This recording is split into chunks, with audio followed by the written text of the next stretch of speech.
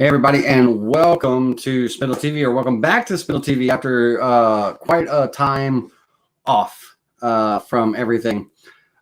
In the time off that I was away, I was able to spend some time changing the setup here in the shop, or the office, should I say, not the shop, but the studio, however you want to put it. Some different cameras and different desk and setup and stuff, so that hopefully I can do different types of interviewing situations, or working at my desk when I'm teaching you guys and girls in the Vectric software on the computer, or if I'm doing just a general casual conversation. I've got another work area with another camera that I can switch to. And so I missed you guys and girls. I missed all of you. So hopefully you're doing well. The background, you'll have to excuse. I'm just playing around with the green screen. I kind of felt techie since I've been hooking up all these wires and stuff. So, I wanted to have buttons and stuff that I could play with back here and push around.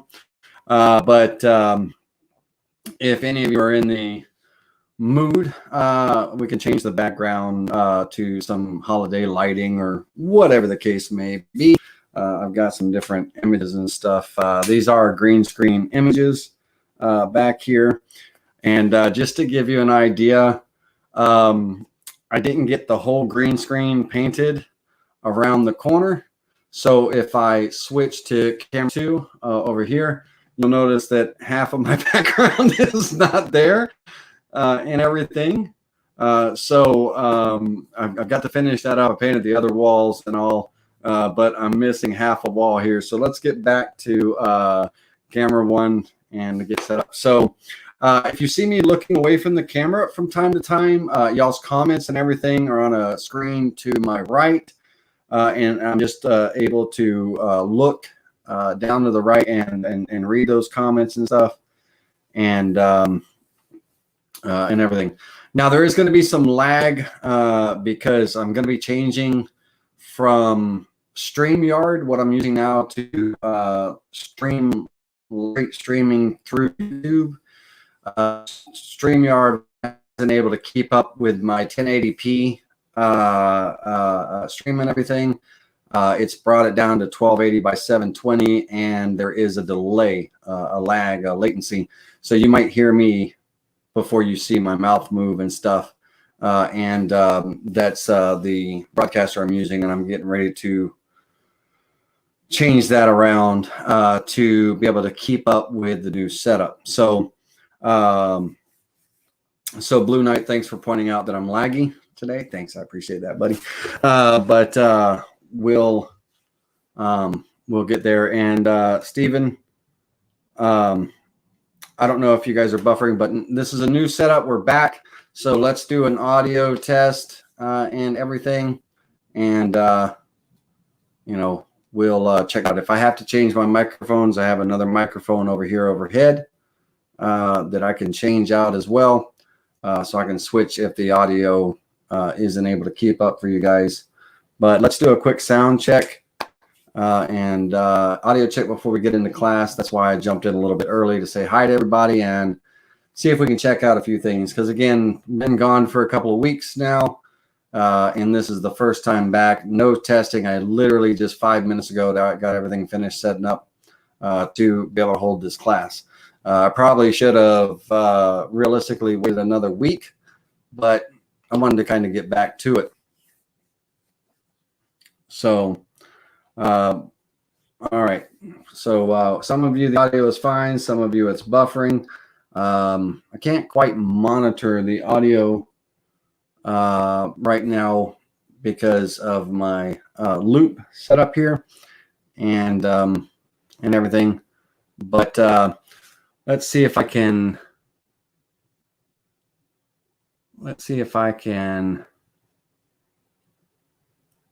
Give you a bit of, because we're still a little early. Let's see. I've got everything tied down pretty darn good. Let's see. I don't really have a way of showing you other than my screen number 2. Let's see if I can turn this a bit. No.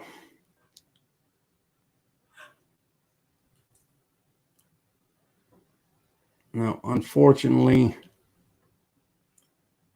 it's not going to let me. All right, I was going to show you the behind the scenes, but we'll do that. I'll do a brief run through. All right.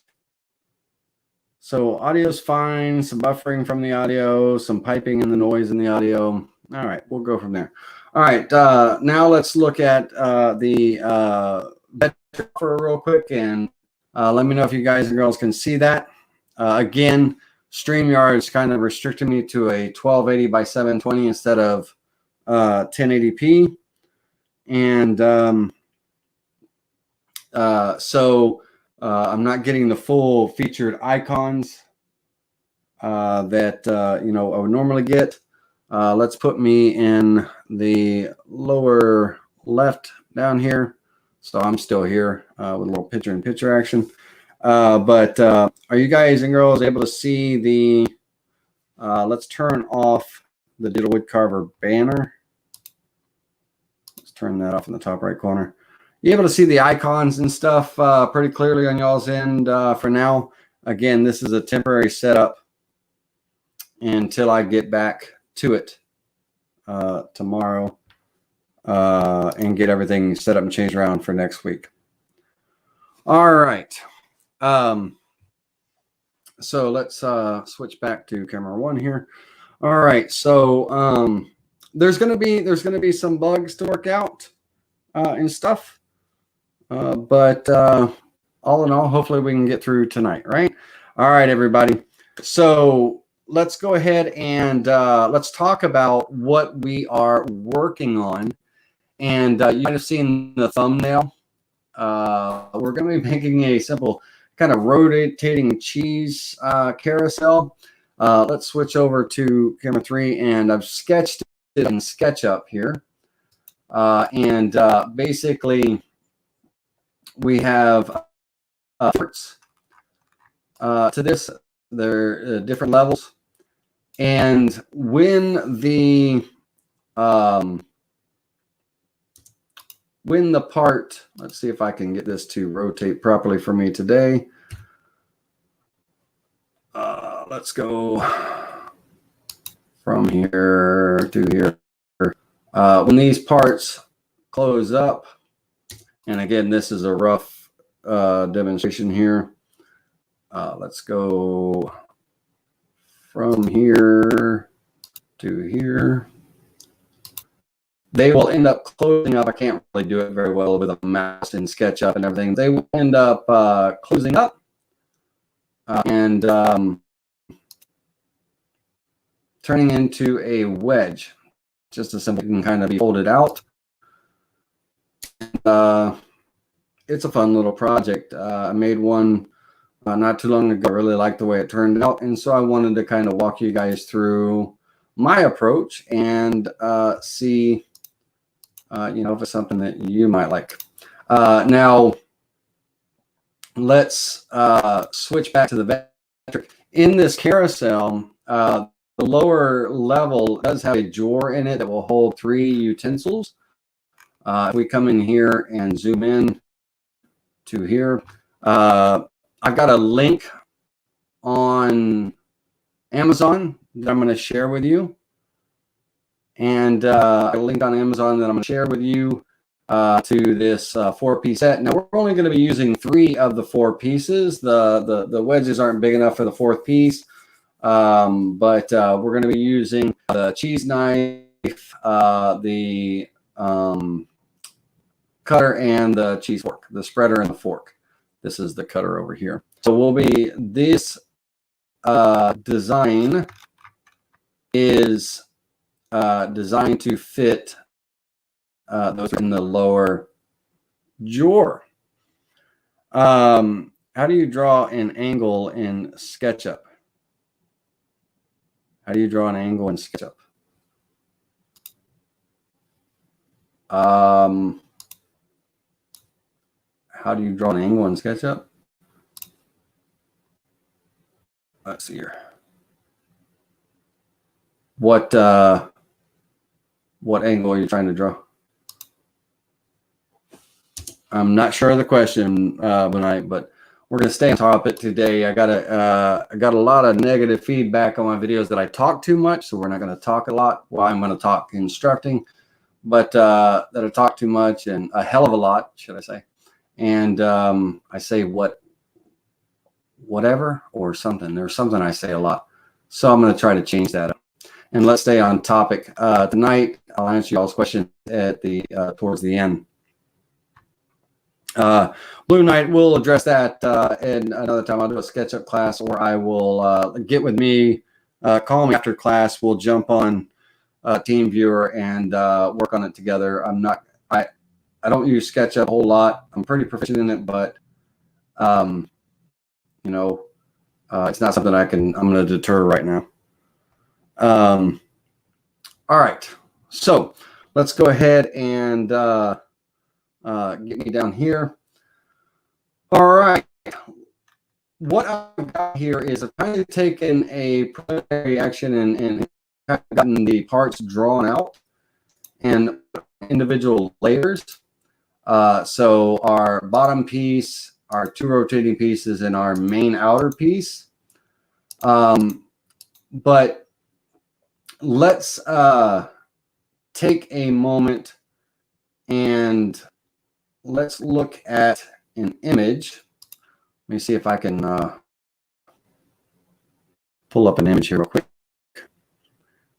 Hey, happy birthday, Crystal.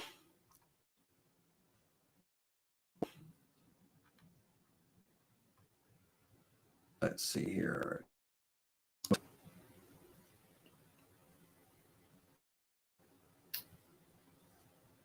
And let's see if I can open this image up.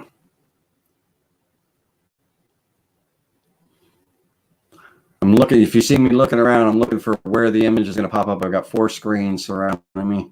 It's a matter of just where to look. All right, here it comes.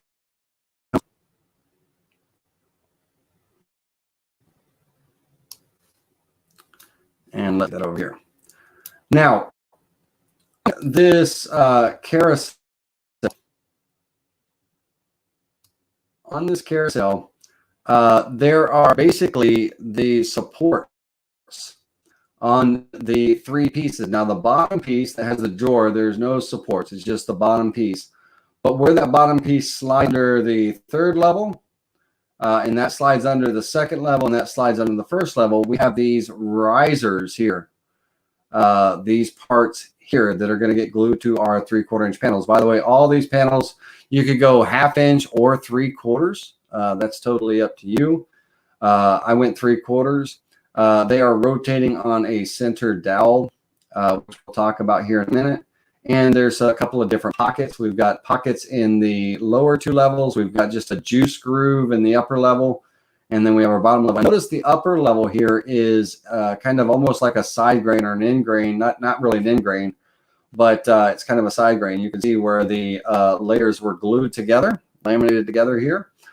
You can either do a flat sawn, or you could glue up kind of a edge glue up cutting board to make your parts, and then carve them accordingly, or your main board, and then carve out of it accordingly. So for those risers, we have arc pieces. They're going to be a 1/4 inch wide, and we've got 3 sets. One for these 3 sets. We're going to be cutting them out of 3/4 inch material, so we'll use 2.5 to get the height we need. If we look at the height here, for that 1st level, the risers need to be 2.5 inches. For the 2nd level, the risers need to be 1 inch 3/4, and the 3rd level 1 inch. And so we're going to be cutting out a 3/4 inch material for this, and so we will be using 3, 2 and 2 1/4 of those parts. We'll end up cutting them down. There is some assembly going to be required for this as well, but we've got these different parts, and so I've got these ribs laid out. And I'm going to show you how we got to, and yeah, and Kevin, it is bamboo on that one, but you can use any hardwood. But I'm going to show you how I got to these parts. how I got to the other parts as well for these three, how we got to this point, and then we're going to go through and create some tool paths. Okay. But I've got a lot of the work mostly drawn. But what I'm going to do here is I'm going to start a new layer, and I'm going to just call this class setup layer. And I'm going to go ahead and turn off all these other layers for now. So we have a blank screen. So we're starting with a blank slate. Make sure that the class is active. And the overall diameter of this carousel is going to be 17 inches. Okay, 17 inches. And so we're going to start there with a 17-inch diameter circle. And I'm going to make sure that that circle is completely centered on the material. Okay. And basically I've got my board set up to, let's go back to the setup here. I've got my project on a 20 by 20 inch piece of material, a glue up panel, 3/4 inch thick, and I'm going to be touching off on the material surface, but I'm going to be starting in the center. And the reason why I have it set up to start in the center here is so that I have my little center lines right here that I can use as a reference and all. And so what I'm going to do is I'm going to start by drawing a line from the center of my material to one end, and then over to the side, space bar to finish. That is going to kind of create this piece for me. Over here, I'm actually going to start on the side, come to the center, down, space bar to finish. Here I'm going to start end to the center and over to the side, space bar to finish, and finally start from here back to the center and here. Now, by doing it and drawing it the way that I did, I've created quite a few overlaps. Okay. And I've got overlapping lines, you know, intersecting and stuff here. And that's fine because these parts are going to be split apart. They're going to be broken apart to be cut out of 4 individual pieces. But here with the circle, so I can get all the parts laid out right. On the circle, I'm going to copy and paste this circle 4 times. 1, 2, 3, 4. So Control C is copy, Control V is paste. So I'm going to select this outer circle, and I'm going to go Control C, Control V to create 1 copy. Control C to Control V to create the second. Control C to Control V to create the third. And I already had my original, which will be the 4th. And now I have this original circle. And again, we are creating duplicates here. So right now it's a mess with all these duplicates and things.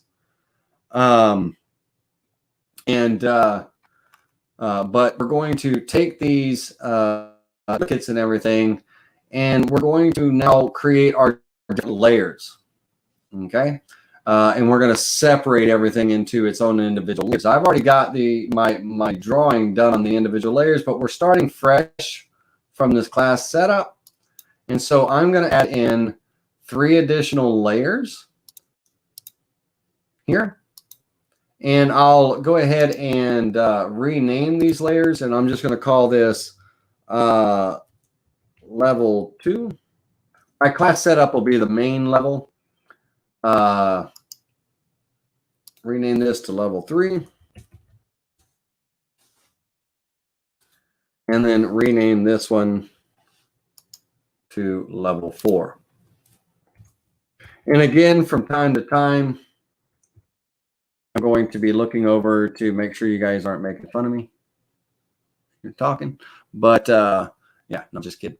And looking at your comments so I can answer any questions you have. All right, so now that we've done that, I want to take and select one of my circles. And when I click on the circle, it's just going to select the one that's at the top. So it's not going to select them all. It's going to select the one. And then I'm going to come over here, hold down the Shift key, and select my lines. You know, this particular, I've got this kind of a quarter here. And I'm going to right-click and move them to level, and this one's my fourth quarter, so I'm going to actually move that one to level 4. Move to level 4. All right. And now I can come in here and turn off level 4. So that's gotten rid of those lines and everything. Now I'm going to select on my next circle, hold down my Shift key and select on my next vector here. And I'm going to right-click and move that to level 3. And then turn off level 3. And then I'm going to select a circle here, come over here and select my line, move that to level 2, and turn off level 2 here. And that leaves me with my final vectors here that I will keep on the class setup level. Okay. So now that I have those individual vectors, if we go and look at level 1, 2, 3, and 4, I've got those 4 different wedges. And then back to 1 there. So I've got those 4 different wedges. So now that I have them, I want to go ahead and do some trimming. I'm going to open up my trim tool. And one by one, I'm just going to trim away to create that wedge. Turn off that layer, and we can pop back and forth to the layers over here. I don't know if you can see those layers very well, but we're going to turn that layer off and go to level 2. Go with our trim tool. Trim this level way here to create that wedge. Excuse me. Turn off level 2 and turn level 3 on. Trim away this to create level 3 wedge. Turn that off, and then finally level 4. Come over here and away to create that 4th wedge there. So now if I turn on all 4 levels, I've got kind of carousel. Now this is by no means all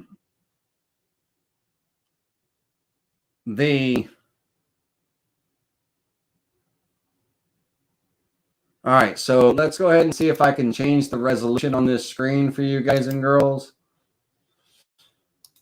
Stand by.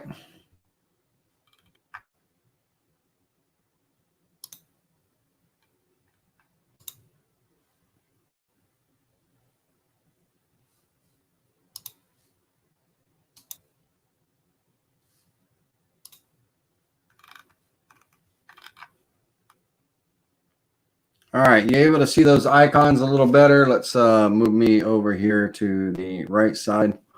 You able to see those icons a little bit better? You able to read that a little better now? Okay. That work for you? Let me know. All right. So we've got the 4 new levels and everything here. And by no means are they completed yet, because we have to rotate. We have to rotate these parts so they kind of fit around in one another. Rotate these parts so they kind of close up into one wedge. And, we need to create our kind of our dowel hole, our dowel position. And with the dowel position, I'm going to use a 3/8 inch dowel. You can use whatever you want, but I'm going to snap a 3/8 inch circle right here on the center of these parts. And I can't very well have these parts kind of rotating, because right now the outer perimeter is all the same. One part will not go into another. You need to reduce each of these down by a quarter of an inch or quarter of an inch. And so if I come in here to this object here and I offset it inward at 0.25, and let's delete. Do I want to delete the original? No, I don't want to delete the original right now. Let's offset that one in.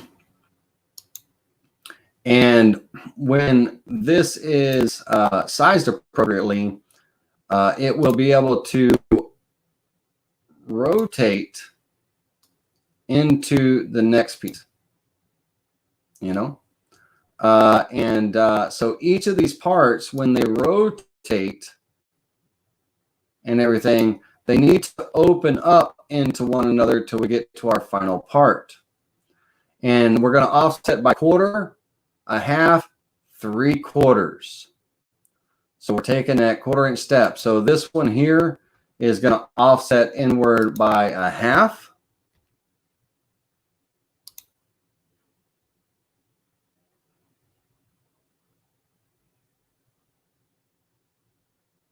Bear with me a minute.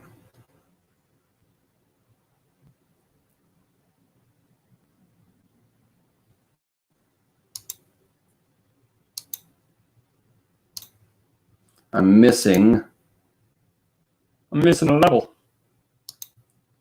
Bear with me a second.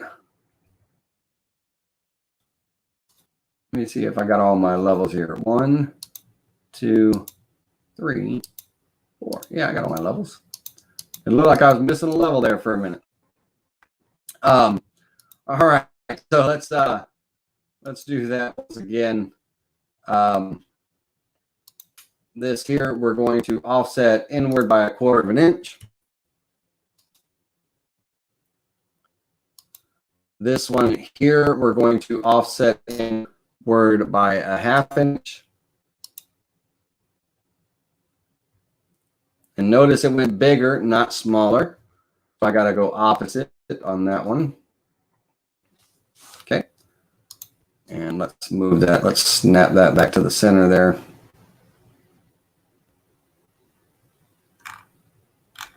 That's what my problem is. Bear with me a second. I hate when I do that. Let's go back to the levels and turn these off for a minute. Let's go one by one and make sure these dang things close. Notice they're not closed vectors. Junior, Laney, come on. Let's go to our join tool. Join tool, ladies and gentlemen. And let's close that up. Okay. Let's turn off level 4. So we should make sure the level you're working in is the correct level. And once again, join to close that. So now it's one closed vector. Great. Awesome. Let's turn that one off. Come in here. This one is already a closed vector. So that's great for level 2. Level 3 needs to be joined as a closed vector. And level 4. Gone away 3 weeks and still screwing up. I had all day yesterday to practice on this. All right, level 4 is a closed vector. Okay. Now we can get some serious stuff done here. All right, so let's start back with level 2 here, and let's offset that inward by our 1/4 of an inch. Okay, and let's take our level 3, make sure we got level 3 here, and let's offset that by our 1/2 inch. And level 4 here, let's offset that by 3/4 of an inch. Okay, And now we can go ahead and on our originals here, these guys, I technically can go ahead and, delete them, if you will, but I'll leave them on. So try not to let that existing vector behind you, behind here, this outer rim. We're working on, these are our inner pieces here. All right, so those are going to be our inner pieces. Now, once again, let's go back into our setup here and put our pivot point right here in the center. And these parts here, if I snap them all back to the center, I'm still not rotating. I can't drill a hole on the end of these pieces on these corners to create a rotation point. I've got to make the part to where I can put a, let's say for an example, that I can put a 3-inch dowel hole in that part where it lands about right here, so that they can rotate. So what that means is that these parts here are going to be oversized by 3/8 of an inch. And before I oversize them and everything, I want to come in here on each of these and rotate them. Put that pivot point in the center of this vector. This one here, let's put that pivot point in the center. This one here, pivot. By the way, the pivot point is on the center square. I'll show you in this one. Let's get that centered. Up here, that center square, if you single click on it, it'll create the pivot point, and then you can drag that where you want. And I'm going to drop that in the center. And what that allows me to do now is when I'm rotating, you can see how these parts will come together. Oops. How these parts will rotate around and go into one another to create our final, get in there. If I can get my snap, good boy. And let's do this one. So when this part is closed up, we end up with our wedge here. And of course, it would be closed up much cleaner than that, right? It would be flush and everything. But as we rotate it out, it'll rotate all the way around. The next level will rotate slightly overlapping this one. The next level will rotate slightly overlaying this one when they're the proper size. Right now, they're not the proper size. And we will create our, our little cheese carousel like we have here. Okay. You guys with me so far? Let's see what we got here. Anyone have a belt and pulley CNC? Much better. Thanks, Lenny. All right, good. A lot better. I'm glad to hear that. All right. So let's go ahead and back into the Vectric. Now, I was saying that we need these parts to overlap this pivot area before we can really do some sizing of everything and all. And in order to do that, I'm going to take these three parts here And I'm going to move them to a new layer.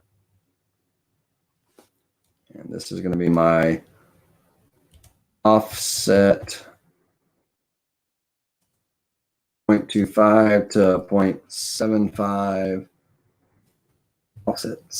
offsets plural. And I'm going to turn the visibility off on those, and we'll make them red so when we do make them visible, they'll be there. I want to come back to my original 4 pieces. And technically what I need to do is oversize this part so that I still want to keep my 17-inch diameter circle here, my 17-inch part. But I need to oversize the wedges so they overlap the pivot area so everything rotates symmetrically. And y'all didn't think, I bet y'all didn't think, man, when we come back, he's come back with like an advanced class, right? It's a very simple project once you understand the process, and it's really nice to make. It's good gifts, a good gift project and stuff. And it's great for Christmas parties and all. So that's why I kind of went with it. But that's one of those words they say I say a lot, so I'll try to hone in and pay attention to what I'm saying. What we're going to do is we need to keep our original circle here, our original arc. And we're going to take this piece, this first piece, and we're going to offset it outward by 3/8 of an inch. Okay, by 3/8 of an inch. Let me see if I go 3/8 or a half. Let me decide here. Yep, 3/8 of an inch is going to be perfect. All right, we're going to offset each one of these pieces by 3/8 of an inch. So we're going to start our offset. And to make things easier, while we're working, let's do one at a time. Let's turn off all of our levels and do one at a time so that all these other vectors aren't confusing you. So we've just offset this part 3/8 of an inch outward so that our pivot point falls perfectly 3/8 an inch by 3/8 an inch right here in this corner where our dowel is going to be. But I don't want my original 17-inch diameter circle to be oversized. So I'm going to node editing. We're going to go into node editing. We're going to take this inner vector here, the span, and delete it. And this inner span and delete that. And that'll give us this kind of part here. And we're going to use our extend tool and extend this line from here and this line from here. And we're going to trim away the outer part. So now I have a much larger triangle, but I still am going to maintain my 17-inch diameter circle all the way around. Okay, trying to get everything on the screen. Let's see if I can move this over so y'all can all see it. All right, so wedge number 1, my top layer surface is done. As far as this goes, it's finished. And so next, we're going to turn this off and turn on level 2. We're going to offset this outward 3/8 of an inch. And of course, make sure when you're working in a level that that level is active. Make sure it's bold. That's why that level 1 popped back up. All right, level 2 is bold, offset outward. We're going to go into node editing. On this inner vector, we're going to delete the span here and here. We're going to use our extend tool to extend this line from here to here and this line from here to here. Click, click. And we're going to trim away this outer vector. Okay, so if we now turn on level 1, you can see we have overlap where our parts are going to be rotating, which is good. That's what we want. All right, let's turn those off and turn level 3 on. Make sure level 3 is bold and active. We're going to offset it outward 3/8 of an inch. Rinse and repeat. Node editing. On this inner vector, delete this span and this span. Extend tool once again. Rinse and repeat for all 4 pieces. Get rid of that. And finally, level 4. You guys can see that. Make sure level 4 is bold. Offset outward. Node edit, delete the span. A span, for those of you that are new, a line, arc, or curve between 2 points, 2 node points. So we have an arc here, that's a span. These 2 lines are spans, and we're removing the 2 lines. So we're deleting this span and this span. And we are extending this arc to connect here and here. And we're trimming away the excess of that overlap there. We're trimming away that excess. So now if I turn on all 4 of my levels, you will see where they are all intersecting. And again, I still have my original diameter, right? My original diameter here. So we have to create our little 1/8 inch offset of things, okay? So I've got my original here, and if I try to rotate this part off of that pivot point, I can physically rotate it, but it's rotating on that circle, and I need that 1/8 inch lip, okay? I need that 1/8 inch lip here, so when it comes in, I don't know where it just went to, but let's go back into that.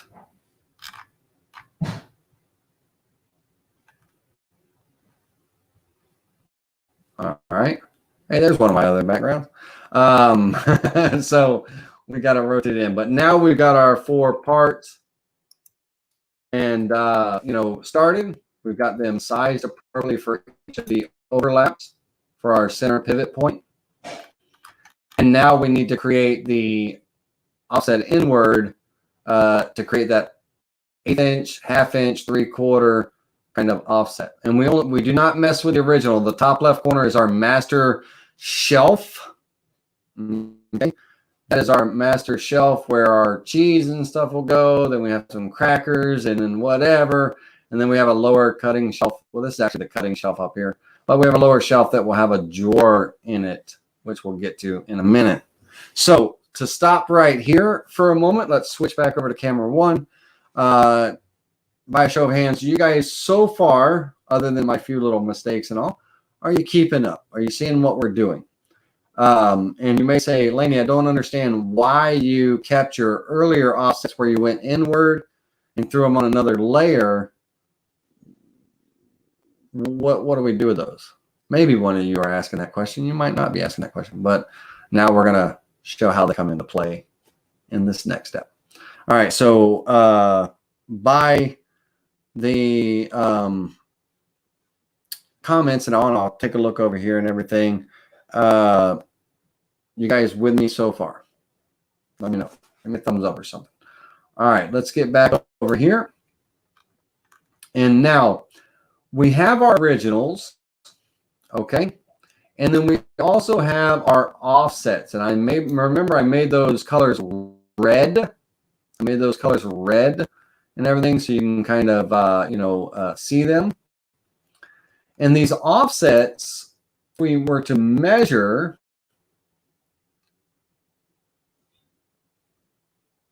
maybe,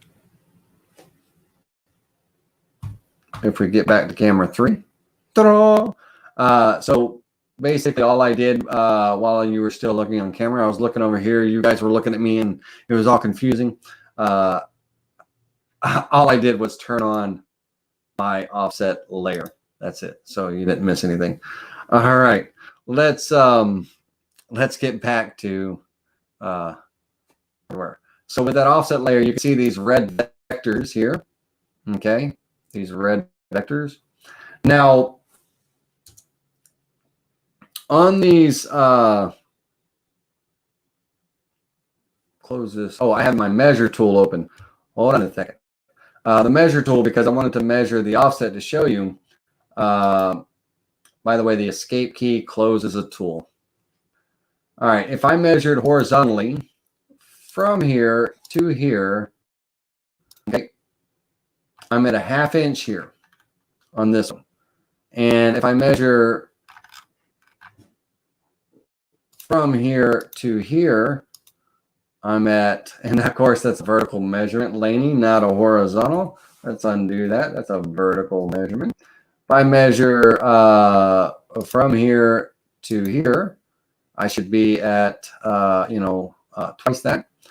And if I measure horizontally here again, from here to here, I should be, 3 times that. Well, that is not the offset that we want, right?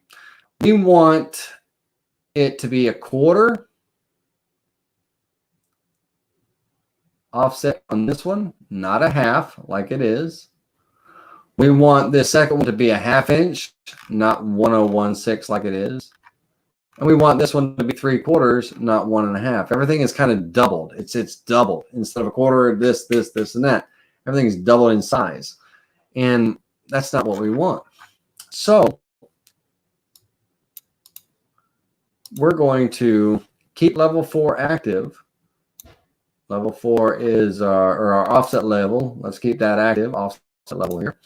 And we're going to delete that, and these measurements, because I just didn't like the way they turned out. And we're going to offset again, making a copy, keeping our original intact. This is going to get offset inward by a 1/4 of an inch. Okay. And if I measure, that damn well better be, excuse my language, that better be a 1/4 of an inch. That dang well better be a 1/4 of an inch.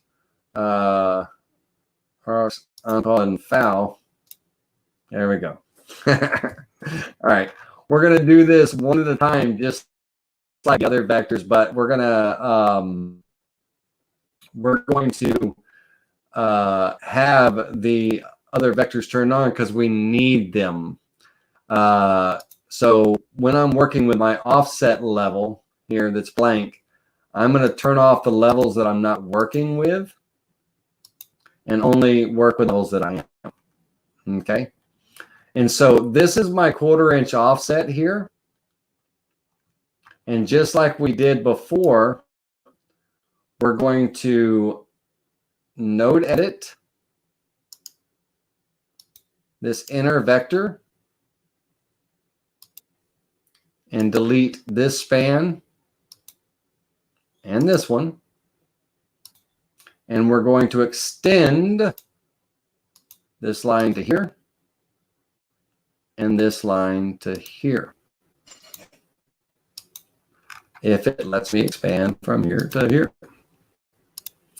And we're going to trim away this. And if I turn on my main level, you'll see now we still have our overlapping part here, but now it's a 1/4 inch smaller so that when it rotates, it can rotate in. As an example, if I grab my pivot point and drag it to the center, and I rotate this inward, I'm rotating this part in. Now, there's going to be overlap. Let's undo that. If we don't make sure that our rotate pivot point is 0, 0, But there, because of the size and the way the part is made, when we come, whoa, what was that, Junior? When we come in here and everything, when these pieces come together, there's going to be a slight amount of overlap the way it is. And it really shouldn't be. Why is it?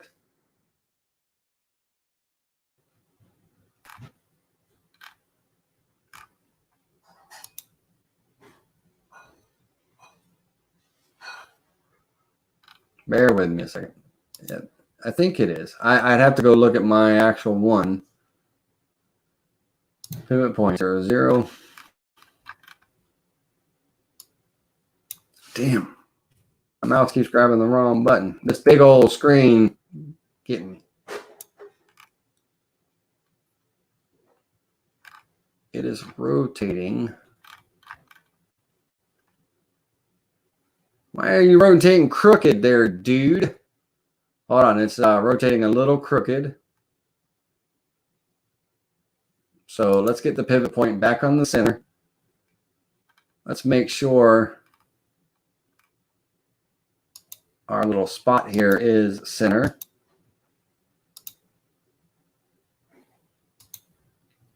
It is good. Well, Junior.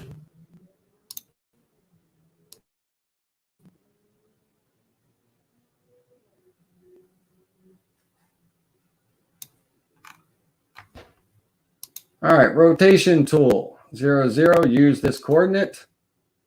Perfect. Relative angle, 90 degrees. Negative 90 degrees. That was wrong. Negative 90 degrees. Rotate. All right, that's what I wanted. That's what I wanted. I was wondering why it was rotating crooked, but it's going to be flush, and we're going to have a little bit of overlap because of that size. When the part, let's see if it'll let me rotate now properly. There we go. All right. Are you rotating properly?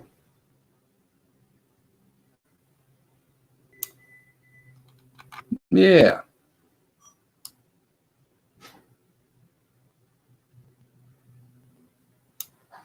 All right. Absolute. Let's back to an absolute angle of 0.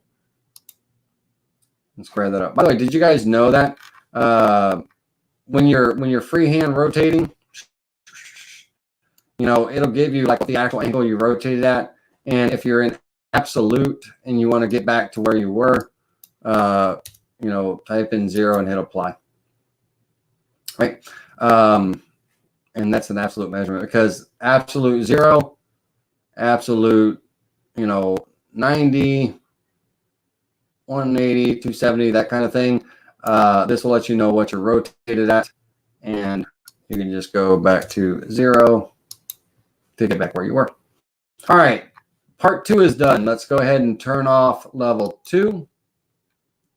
Level 3, let's get that on. And our offset, make sure level 3 is active.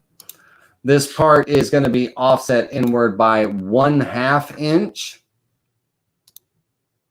1/2 inch.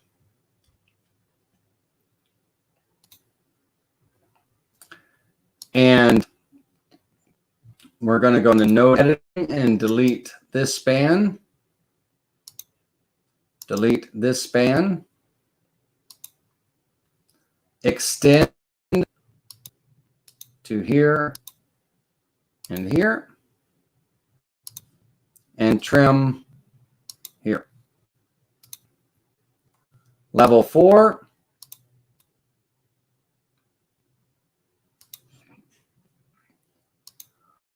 We're going to offset 3/4 of an inch.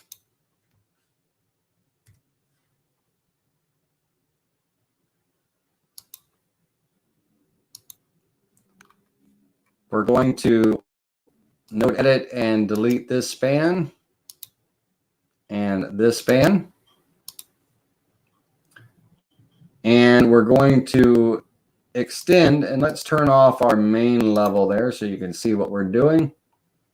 We're going to extend this line from here this line to here, and trim. It's a long way around just to get to those 4 parts. But we now have our cheese carousel that will fold up in one another. All right. All right. Okay. And everything. Now, on here, even though we went quarter, half, 3/4 from our main part, that is a 3/4 inch offset. Okay. But each of our other parts, quarter, quarter, quarter. Okay. My pivot point was not right. I probably did accidentally move it. It kept screwing me up. Who pointed that out to me? Thanks, James. And Blue. All right. Cool. All right. So I got to look at the comments and everything. Everybody's with me so far. Thanks, Ronnie, for that. Sylvia, everybody. Good, good, good.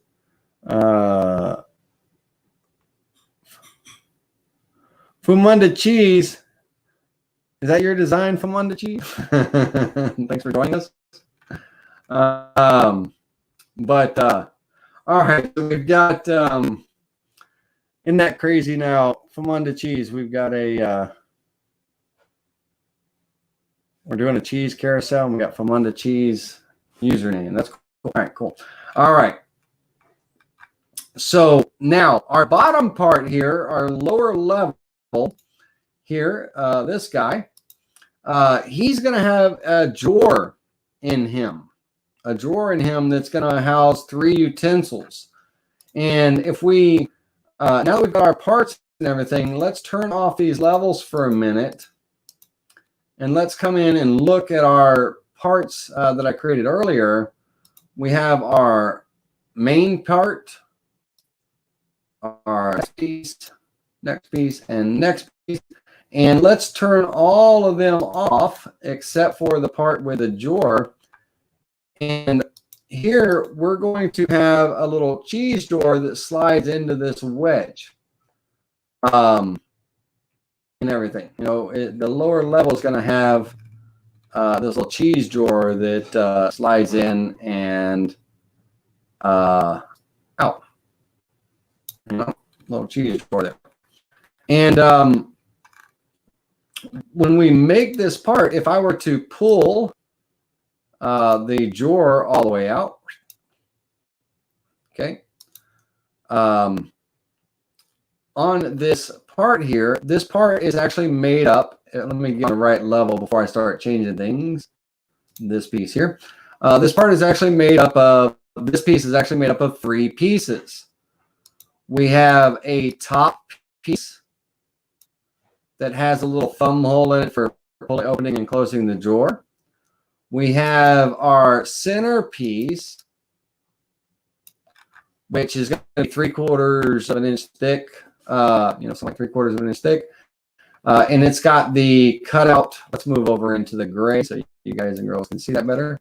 It's going to have this part is a file cut like this to cut out where that drawer fits. And then we have third piece that is just a simple bottom part. Our bottom part and our top part are going to be, you have a choice, like 1/4 inch or 1/8 inch material, you know, wood, you know, I'm going to say 1/4. Because our bottom piece is going to be about 1 inch overall thickness. And we're going to have a 3/4 inch core. That's the center piece here, our core. Okay. And then we're going to have a 1/4 inch bottom and a 1/4 inch top. All glued together.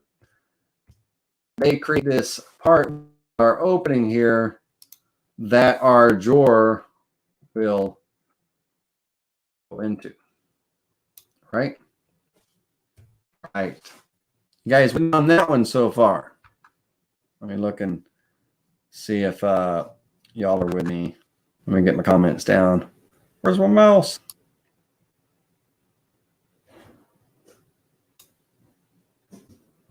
I'm new. I just changed my name. That's funny. All right, awesome. Okay. Misbehaving. How are you doing? All right, so we have these 3 parts that are going to create our lower piece here. We have a top part, a middle core, and a bottom piece. The top part will be a quarter, bottom piece will be a quarter. That's a 1/2 inch, and then we have a 3/4, so we got about 1 1/4 inch thickness. So I'm on a 1 inch, so most likely I'm going to mill down the top piece to an 1/8 inch top, 1/8 inch bottom for that 1/4 inch, and then our 3/4 inch core. That'll give us our 1 inch part. I would like to see these parts when the top and bottom are cut out. I would like to see when they're all together that my top piece. This is my top piece. It's 3 1/4 inches tall. Overall height is 3 1/4 inches. Level number 2 is 2 1/4 inches. Level number 3 is 1 3/4 or 2.5. Sorry, 2.5 inches. Level number 3 is 1 3/4, and level number 4 is 1 inch, because all of my materials are 3/4 inch thick. 3/4, 3/4, 3/4, and then my final piece is 1 inch thick. That's ideally what I'd like these 3 levels to be. Overall height of 3 1/4, 2.5, 1 3/4, and 1 inch. And so if I, my main piece, which is this guy, he's going to be 3/4 inches tall. He's going to have a little leg in the back end. Be 3/4 of an inch thick, but 3/4 of an inch tall. So let's see if I can quickly bring up that picture again that I closed.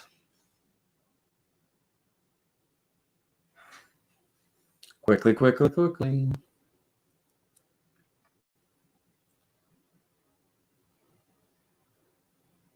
All right. So let's see if we can zoom in a little bit on him.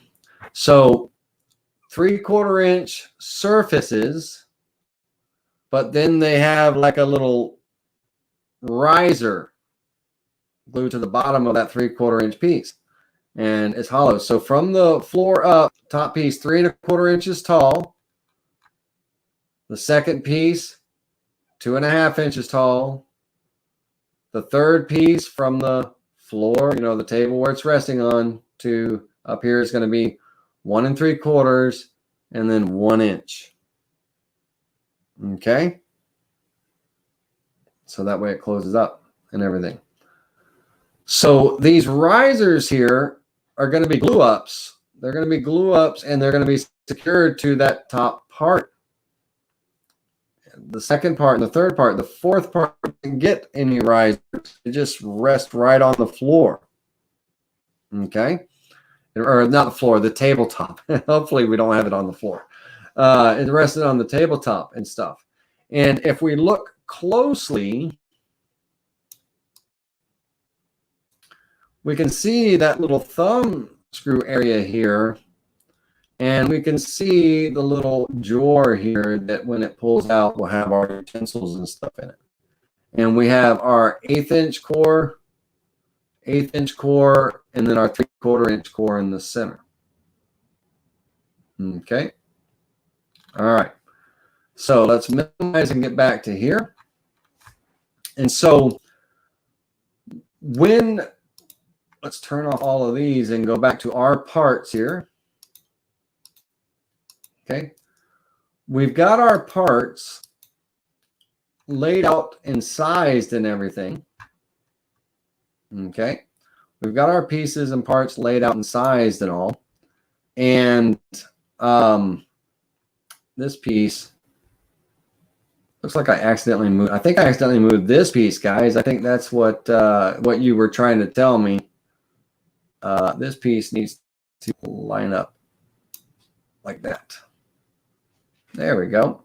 And I should, if I positioned it correctly, I should have a 1/4 inch gap right here. Let's measure that real quick. That's why it was rotating crooked. I moved the piece and everything. You guys were trying to tell me and I didn't get it. But from here to here, vertically, vertically from here to here, I should be roughly about a 1/4 inch. So I'm not quite at a 1/4. Let's close this tool. Always close your tool when you're done. You're just going to throw measurements everywhere. Let me grab this part here. And I'm online.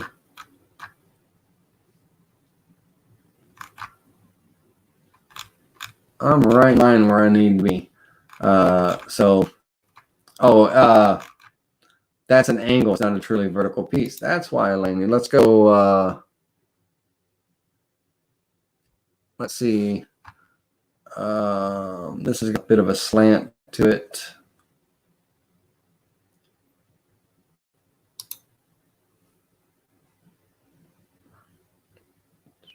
I should roughly be here. Yeah, so right in the middle, I'm at my 1/4 inch. I'll take it. Because it's an arc, it's not a straight line, but roughly a 1/4 inch. All right. Enough second guessing. It's right. It's right. All right. So we've got our parts here.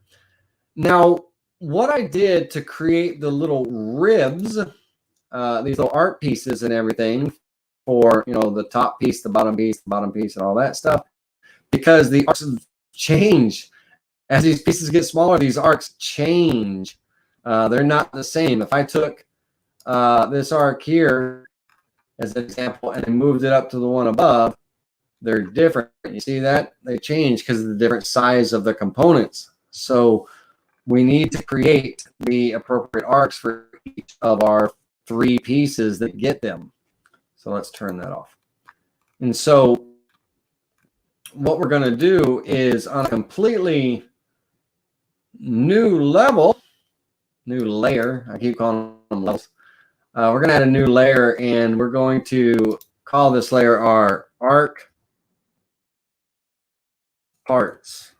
I guess that's fine. Arc parts.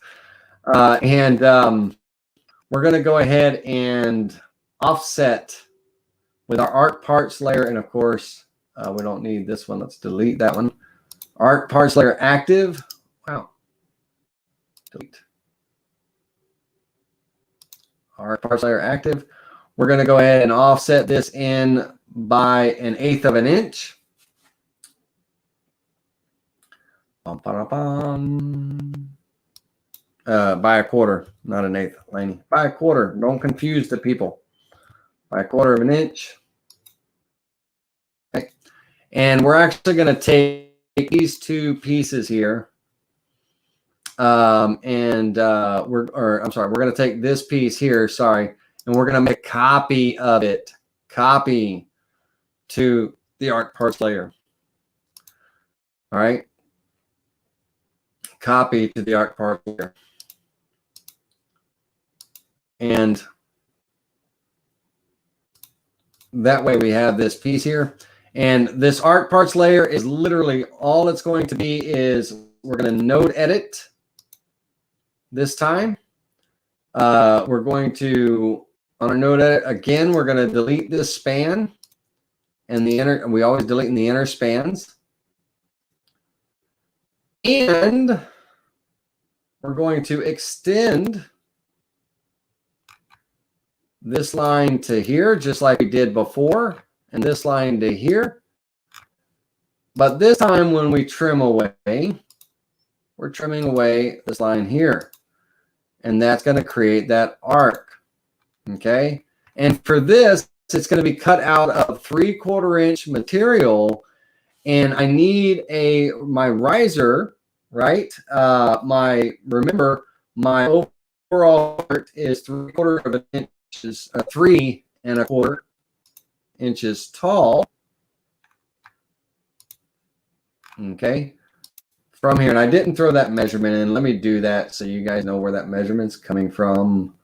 Vertically from here to here is 3 1/4.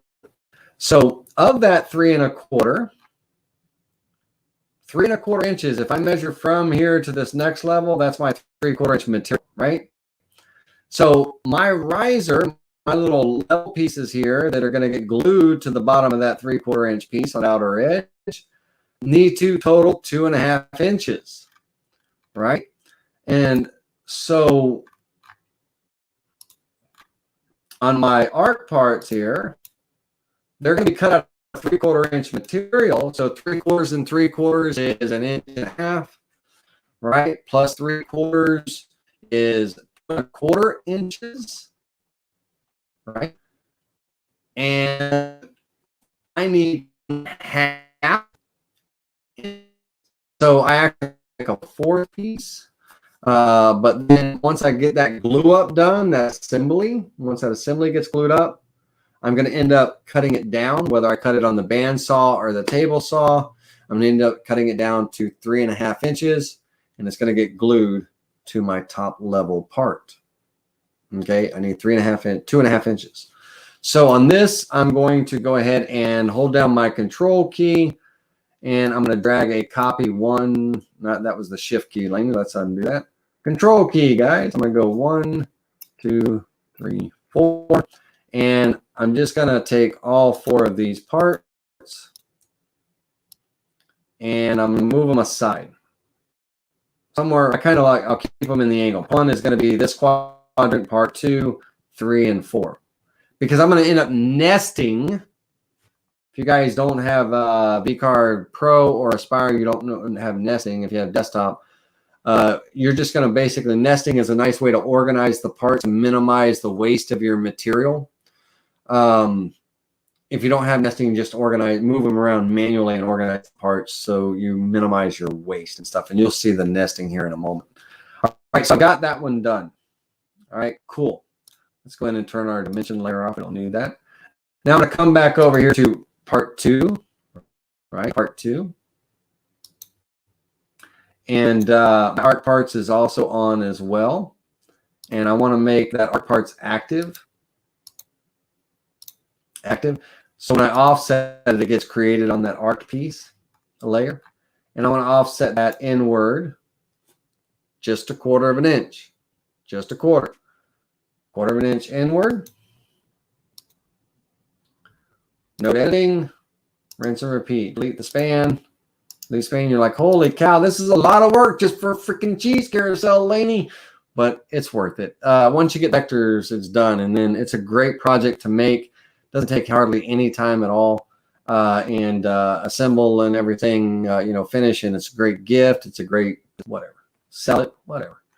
It's just all right. Let's go into extend from here. For those of you that don't, I know like Camaro, and they do cabinet parts and all, and they mostly focus on making money from their cabinets. But if you're making smaller items, items that you sell in your Etsy store, things like that, these are pretty, decent sellable items. And we're gonna trim, boom, to create that arc piece, right? Now this one, this level, and I got to keep referring back to my arc piece over here. I should just take those measurements. Bear with me a second. Watch this. We're going to take this part right here and copy it. Got our parts layer. Ta-da! So that way I can keep doing what I'm doing. There we go. All right. So this level, again, my 3 1/4 inch board. Okay. My 3 1/4 inch board is going to be here. And I need an 1 3/4 inch riser. And again, these arcs are getting cut out of, 3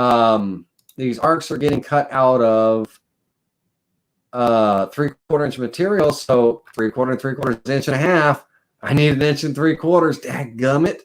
That's okay. So I got to make 3 pieces, and then after the glue up, clean it up, sand it, and then cut it down to its final piece before it goes to its final glue up. Right. I could do the final glue up, right, to the piece without cutting it down. Glue all 3 of my parts together, glue them to my final piece, and then my final piece could act like a straight edge on my fence on my table saw, and I can just cut that part to cut it down to its finished size of that 1 3/4. Either way you want to do it. 1 3/4 plus 3/4, so 2.5 inches.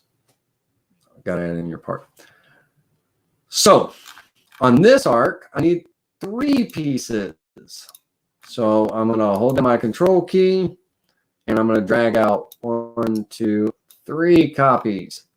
We'll go ahead and select this and move them over here. So that's my second part. All right, rinse and repeat. Let's do. Now the bottom level 4 doesn't get arcs, so we only have 1 more set to do. This set. So once again, we're going to offset inward 1/4 inch.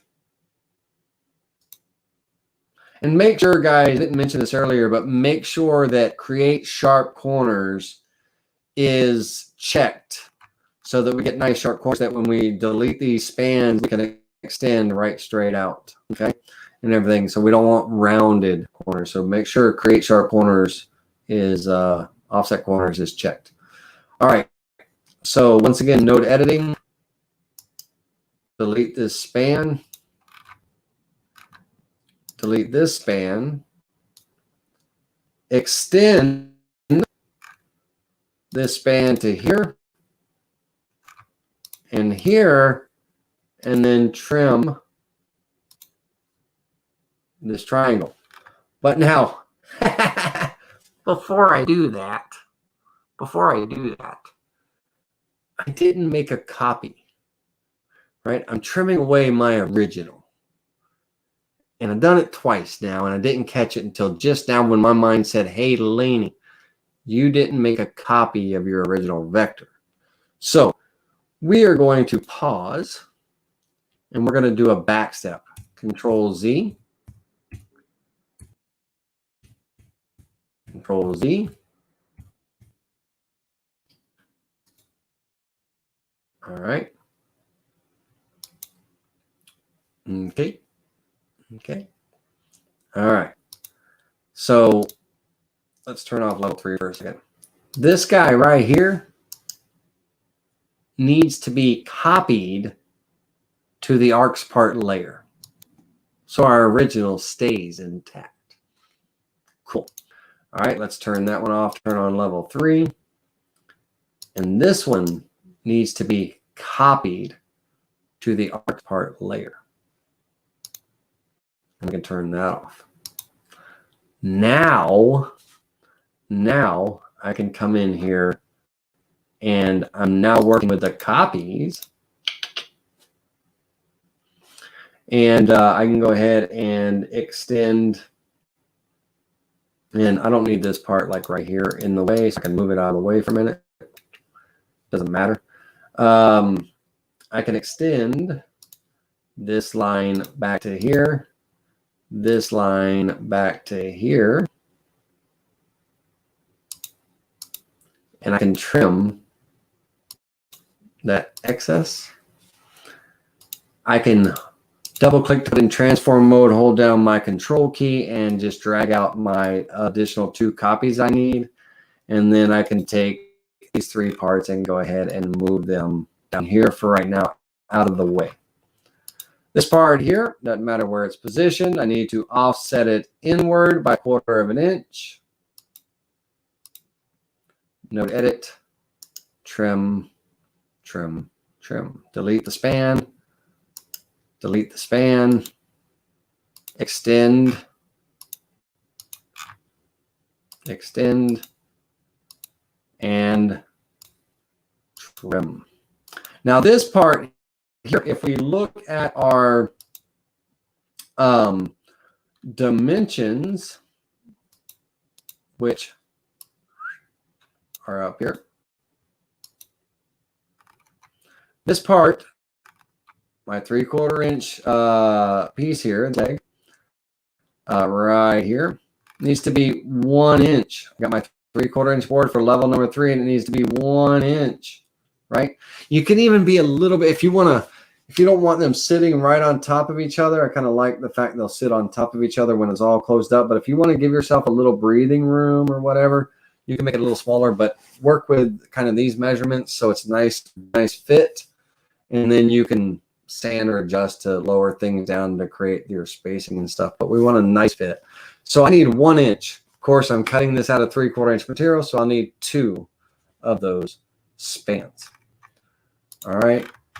So 3 or 4, 3, and 2. So let's hold down the control key, drag out our copy, and done. All right. All of the parts are created and ready to lay out for tool pathing. Okay. All the parts are created and ready to lay out for tool pathing. We're done, pretty much done with the designing. We've got to create a couple additional vectors for our juice groove and our 2 pockets.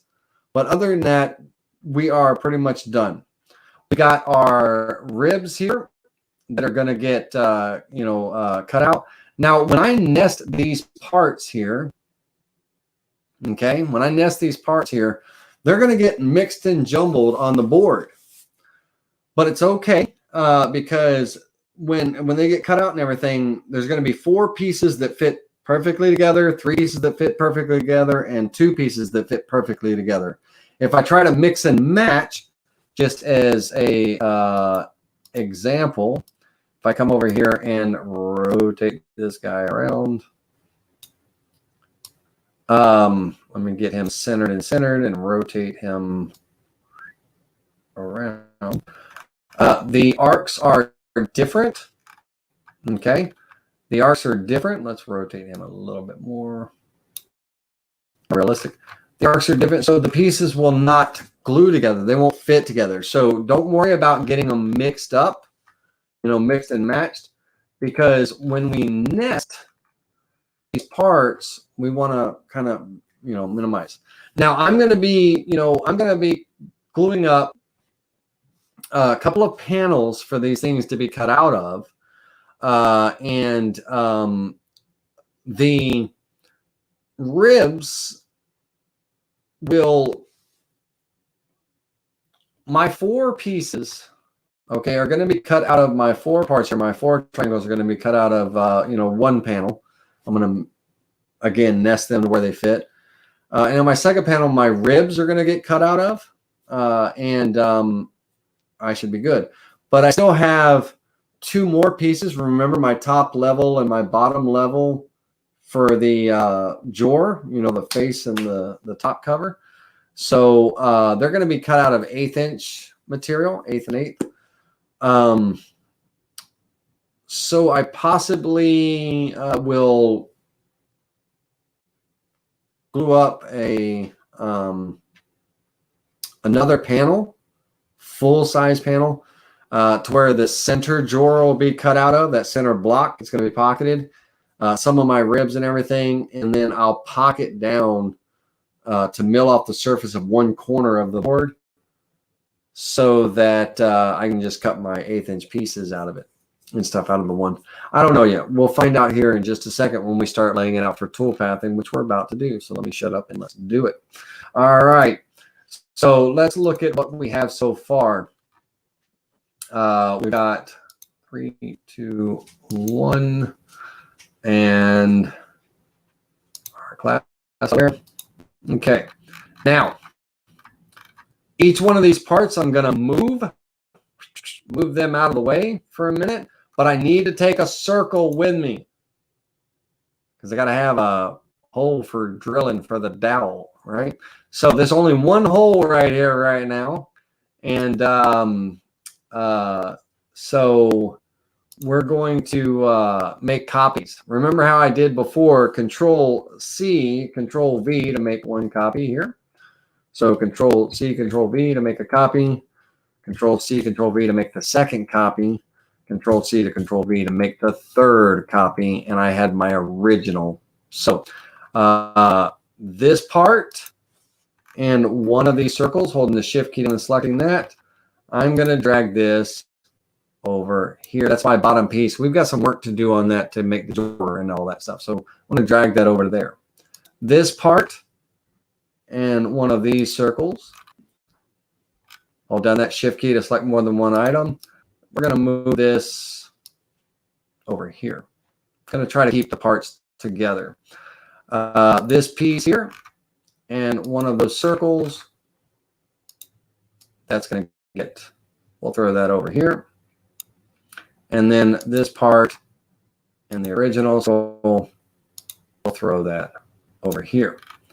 So these are our parts, okay? Not counting the lower level that gets a shelf and drawers and all that stuff. Now, what I did to create the shelf and drawer, and let's take a look at that. Let's come over here to our inner piece bottom right here for a minute. Is you'll notice I have these very roughly traced vectors right here, right? These very roughly traced vectors. And then I have some vectors around them. They're going to get, that's going to be my pocketing vectors. But to get the actual size and of what this needed to be, I went to the Amazon item that I'm actually ordering for the knives, and they were nice enough to have a picture with the dimensions and everything, the length in millimeters or centimeters and inches, so inches, but overall 5-inch with an 1.22 inches wide, and mostly the handles are the widest parts of these, and so all these you'll see are 1.22 inches wide. It's the length that varies. And what I did was with this image, I saved this image, and I'm going to trace it so I get the outline vectors of these parts that I can actually size up to the real size and help me lay out my drawer. Okay.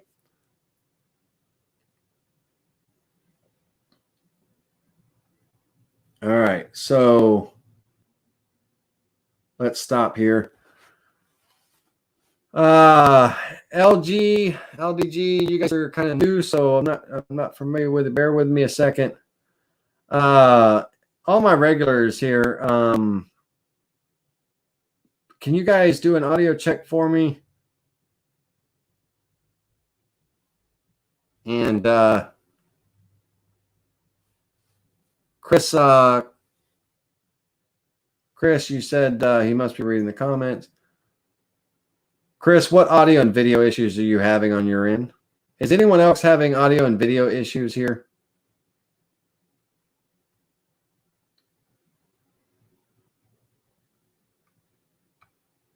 Okay. Blue Knight asked a great question. He said, "You're going to have this in an SVG format?" Yes, I will. I'll create a DXF file and I'll make the file downloadable in the description of the video for you guys and girls. That way you don't have to follow the video and draw it yourself. But if you ever did have to draw it, now you know how, right? Even though I'm going to give you the files. And everybody's like, well, wait a minute. He's going to give us the files? Shoot, I'm going to bed. Or I'm going to go party. I can just get the files and make it, right? Stick with me. Stay with me. Give me a thumbs up. Like the video.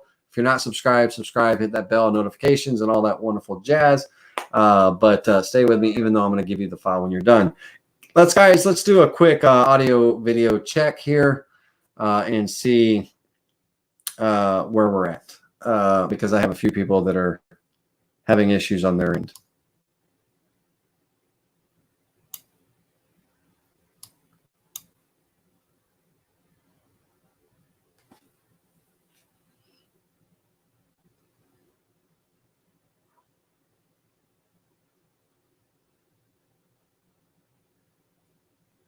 Comes and goes. It comes and goes. Yeah, I'm hoping that next week I'm going to be streaming straight through YouTube at 1080p instead of 1280 by 720 that StreamYard locks into. And I'm hoping that will kind of clear up some of the clarity. And by going straight through YouTube and not going through a StreamYard server and just going straight through the YouTube server, hopefully that'll clear things up. We'll get into that next week when I set things up, but I didn't have time to do that transition with all the other renovations and everything that I did. So you guys just have to kind of stick with me and everything. Now, if my audio, if the audio level needs to be adjusted, let me know that, and I can adjust the audio level. But I'm not seeing any cracking or anything.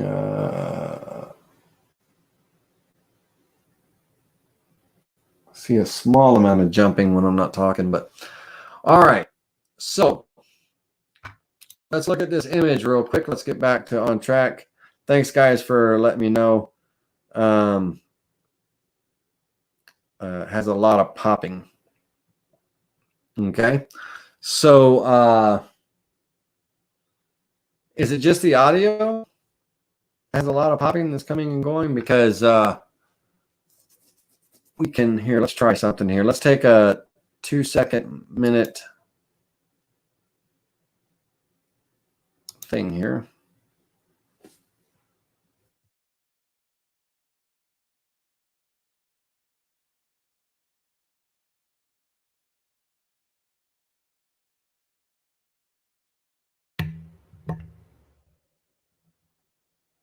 Testing 1 2. Testing 1 2. All right. Can you guys and girls hear this audio? Testing 1 2. Testing 1 2.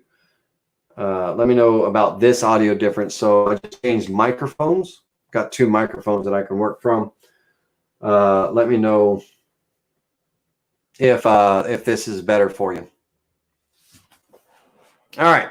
So let's go back to our image here that we have. This image was on our Amazon. I'll post the link to this knife set in Amazon. I believe it's only like $10 or $12, if that, for this knife set, these nice wood handles and all.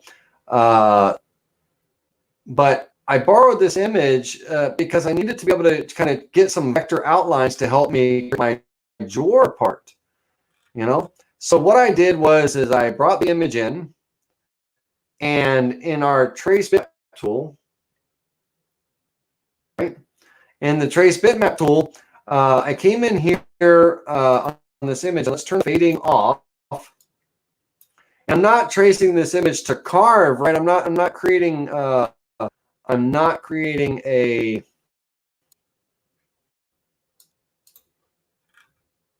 Give me a second.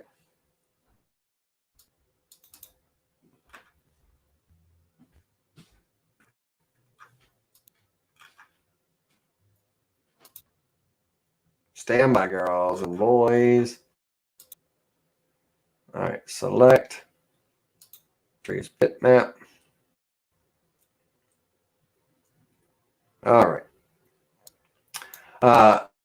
Trading off. And I'm not, tracing this like to do a carving. It's not like I'm tracing an eagle or something. I'm just trying to trace to get the outline. So I converted this image, color image, to a black and white. Doing the black and white tracing here. And what my goal is to get just a good outline where it doesn't look like that, right? So if I back this down to about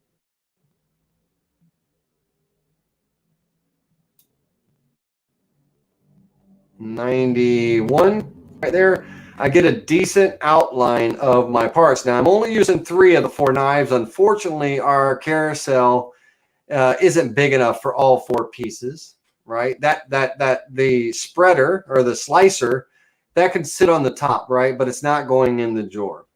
It could be one of those accessories. It's in your main, utensil drawer, and you throw it out on top, in the top cutting area or whatever. But it's not going to be part of this kit like if you're selling it, right? Just these 3 utensils are what we're dealing with, okay? And so with this trace, was able to come in and create a vector outline of the parts, albeit the ugliest outline you'd ever did see. And I was then able to come in here and grab these vectors and move them off the image. I'll keep the image in here just for preview purposes. But I was able to then come in here with these parts, and let's go ahead and put them on a white background so y'all can see them better. So I'm going to move them to a new layer, and I'm going to call this my, even though there's a fork in there, I'm going to call it my knife set, right? Knife set, cheese set, whatever. Like it's fine. I'm going to throw it on its own layer so I can come up here and turn my layer off and get this on the board, right? So we can kind of zoom in and you can see what we're dealing with here. Now, each of these parts are roughly 1.22 inches by 5 inches, right? 1.22 by 5.04. The knife is the shortest, 1.22 by 4.69.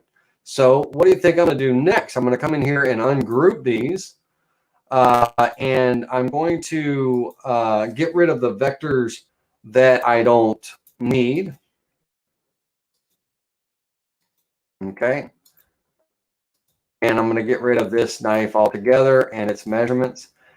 And I'm going to take each one of these vectors, everything in here, and group it together. Take everything, all the little trash and everything. I don't care how perfect it is. It's just going to create my vector outlines for my pockets where they go. I'm going to group these together, and then I'm going to go into my size tool, and I'll make sure that my size is right. First thing I'm going to do is I'm going to rotate this particular part 90 degrees, and I'm going to kind of get it over here with these other two. And this needs to be 4.69 inches by 1.22. So I'm going to come over here and uncheck the link XY, and I'm going to go 1.22 by 4.69, click apply, and size that knife appropriately. I can then get rid of those measurements. I don't need them anymore. This knife here, I'm going to size this to 1.22 by 5 inches. 1.22 by 5 inches. And we'll set that aside and those measurements. And my fork, this is 1.22 by 5.04. 1.22 by 5.04.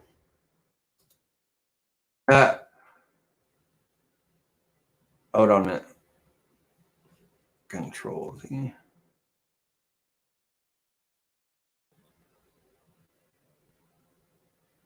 I've got something. Oh, I was wondering. I was like, I've got something selected that's not that fork. What is it? And that's why I sized funky. All right, let's try that one more time with just the correct vector selected. 1.22 by 5.04. There we go. And then we'll move that over there and get rid of these dimensions. All right, so now I have my utensil set. So I can take my number 4 that it's going to get cut out of here. Okay. And I can take my utensil set and, I can rotate it around about like that to see how I want to lay these out and what kind of spacing I want to give. And my pockets are going to just be,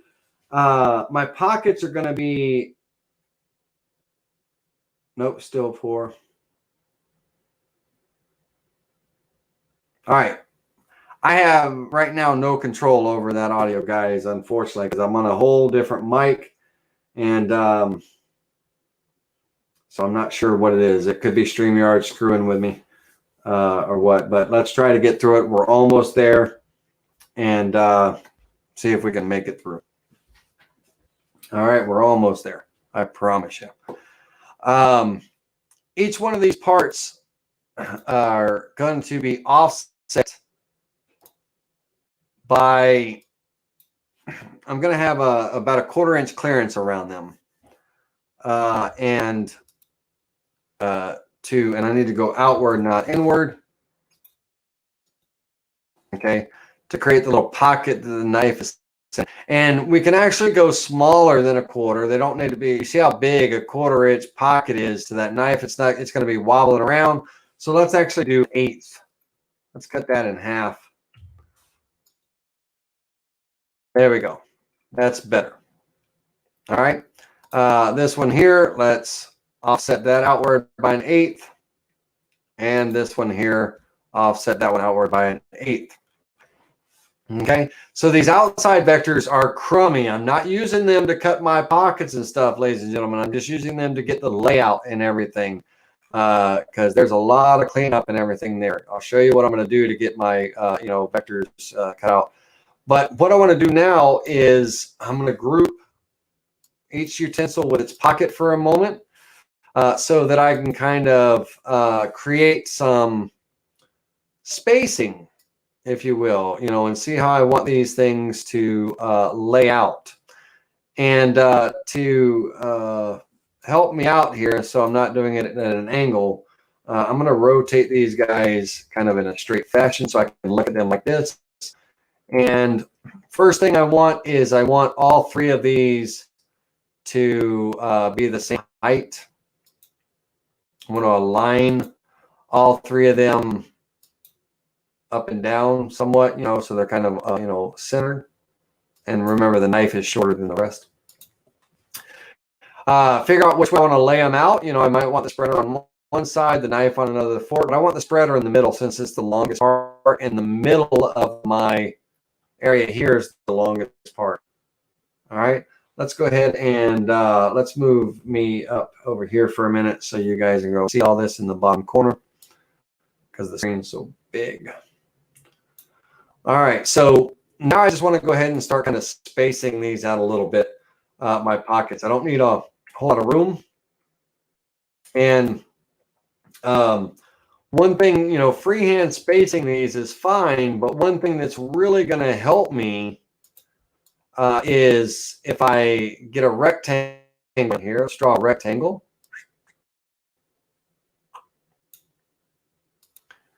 And let's rotate that rectangle one time at 45 degrees, and let's drop that in to the center. I'm grabbing the center of that rectangle right here and snapping it to the center there. Okay. And I can maintain that center line. You see that dotted line that shoots across there? I can maintain that center line as I come in. Oh, I was off my line a little bit. I can come in and let's get this laid out. I want to make sure I have a little bit of meat both sides because this is going to end up getting cut out of that core, right? So a little bit of meat on each side. And now I can take my utensils here and I can rotate them and I can drag them and snap them in here. And this is going to tell me how wide my rectangle, my box and everything needs to be, right? To get everything to fit in here. So first of all, the box is going to go a little bit wider.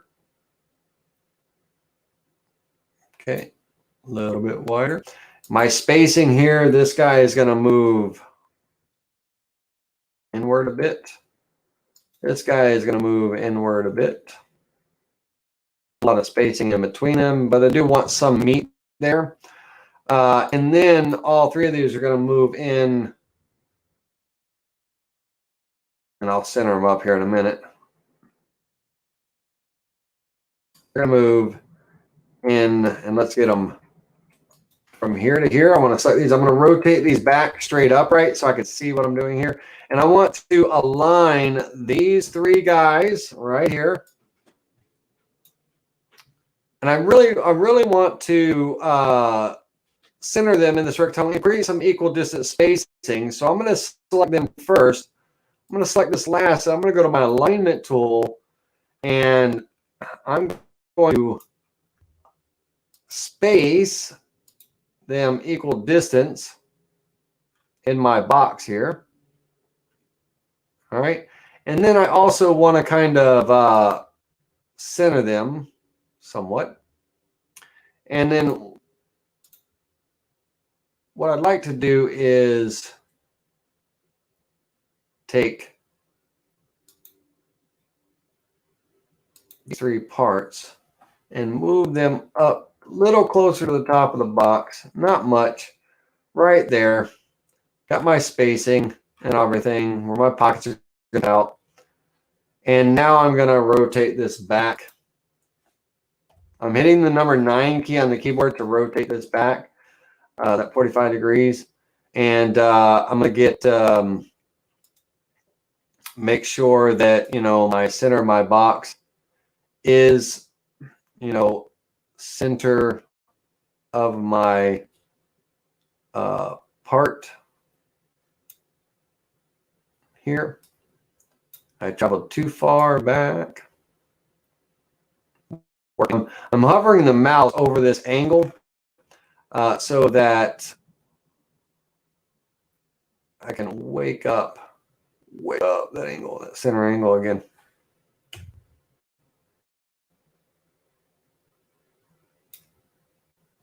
And hell, if I need to, I'll just do this. Guideline. Drag it out, snap it here. Right click on it. Angle, change the angle to 45. Click apply, close. Take and snap that to there so I can get my center line there so I don't have to worry about the virtual center line to come up. And, I can make sure that I'm on that line, that center line there. All right, so now I need to come in a little closer. And of course, I'm moving this thing around without the utensils. Take a minute, those. All right, now I can move a little closer.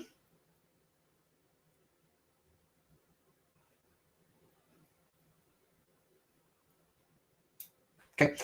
Now on here, I don't need sharp corners on this. My drawer and my box can be radius to give me more room to get in here. So we're going to do a fillet. We're going to do a fillet. And let's go with a 3/8 inch fillet there. That'll be good. And that will allow me to... Actually, we can go with a 1/2 inch fillet. Let's go with a 1/2 inch.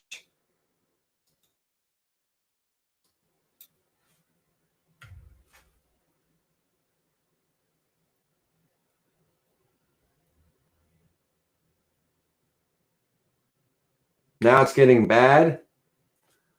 All right, so let's see here.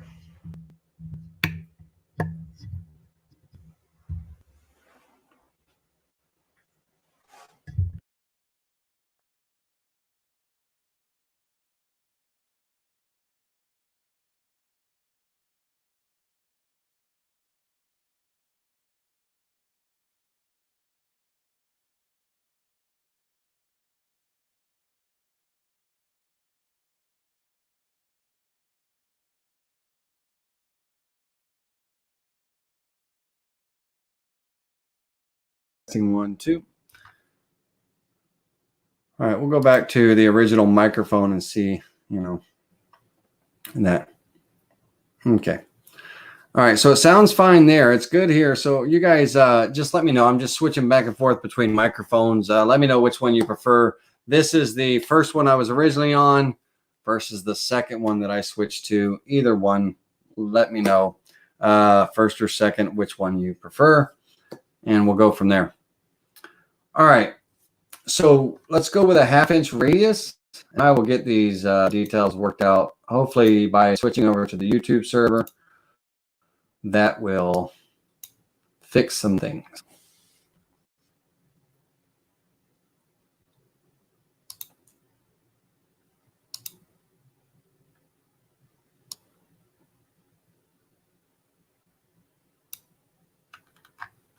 All right.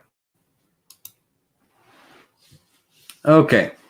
So now I've got my box kind of outline where my drawer is, my little drawer here, and this little drawer part. And so I need this. I got it now. I got to create a vector to trim this to, but this part here, before I go trimming anything, I need to make copies of it. A copy for my top piece, my bottom piece, and the center core. So right now I'm just going to select this and this circle. The circles are important. Don't lose them. I'm going to hold down the control key and I'm going to drag one copy. That'll be my top piece. Select that and that circle. Let's turn the guideline off. That in that circle. Hold down my control key, drag off my second copy. If I do that one more time, that'll be my bottom piece, my top and my bottom here. And then this piece will be my core, which is fine. I can leave that like that. And then I can, create my little offset where my drawer. Now I want my drawer to be pretty good fit, not too tight, not too sloppy and loose, and everything. So I'm going to do a slight offset, just a few thousandths of an inch. I'm going to offset this vector inward by 0.03, so a little less than a 32nd. All right, and some might say, that's actually a little sloppy, right? 0.03. We could go 0.02. It just needs to be a little less than my actual pocket, so the drawer slides in there, right? That's it. So it slides in. All right. Now that I got that offset, I need to do some trimming. So I'm going to take this guy here and this guy here, as well as this inner vector and my utensils. So triangle, circle, inner vector, utensils, and I'm going to hold down, double click on it, put it in transform, and hold it down and drag up here because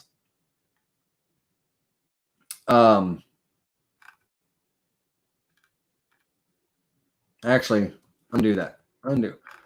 I just need this guy and this guy,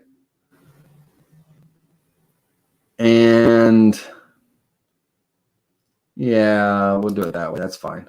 Those three. Hold down my control key. I'll do it this way. Drag it out, and then I can delete these utensils and this inner vector because I made a copy up here.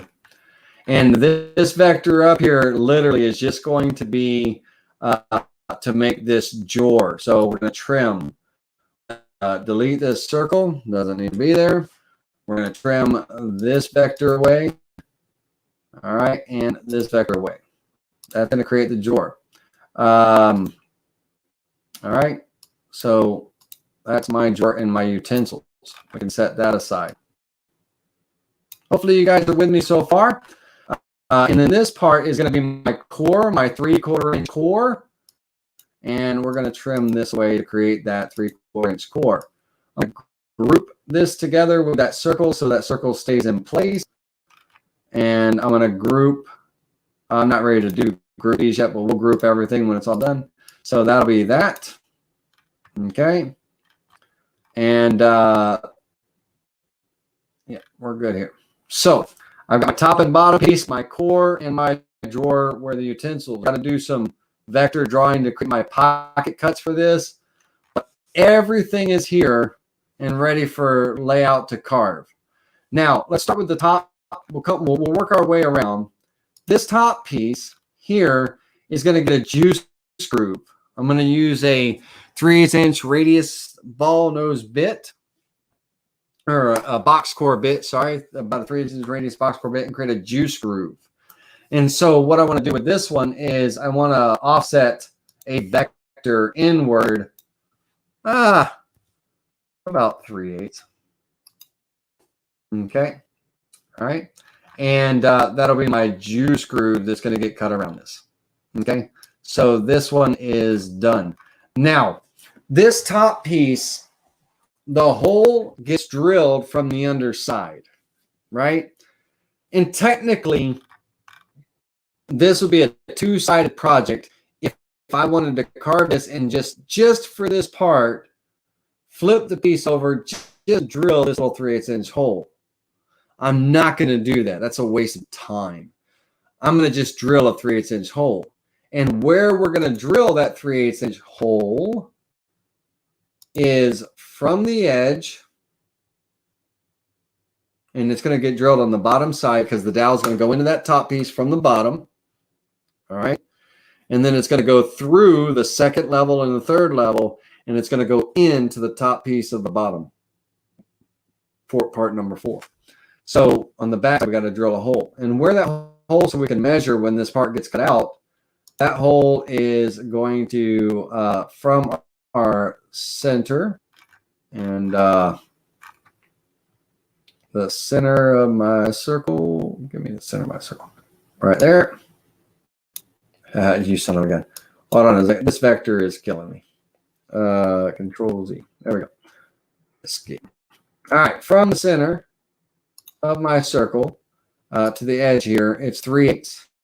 And from the center of my circle to the edge here, 3/8. If it was vertical measurement, not horizontal, let's try that again. From here to this edge is 3/8. Okay. So that's where that circle is going to get drilled. 3/8 inch diameter drill bit on the back side of this part. I mean, hell, it's a 3/4 inch piece, maybe 1/2 inch deep or 3/8 of an inch deep, something like that. You know, something like that, right? Probably 1/2 deep because the juice groove is going to kind of get cut into it a little bit here on the top. All right, so 3/8 is that center point, and that's the only hand drilling that you'll have to do. The rest of it we can cut out on the CNC. All right, once again, we're offset this inward 3/8 of an inch for our juice groove, and this vector is done and ready for tool pathing. So I'm going to move it into position. Right there. Okay. All right, this one down here, this one gets a through hole, and it gets a trough cut in it. We're going to cut a pocket out here. It's going to be like a little bowl and tray type of thing. So I'm going to offset this inward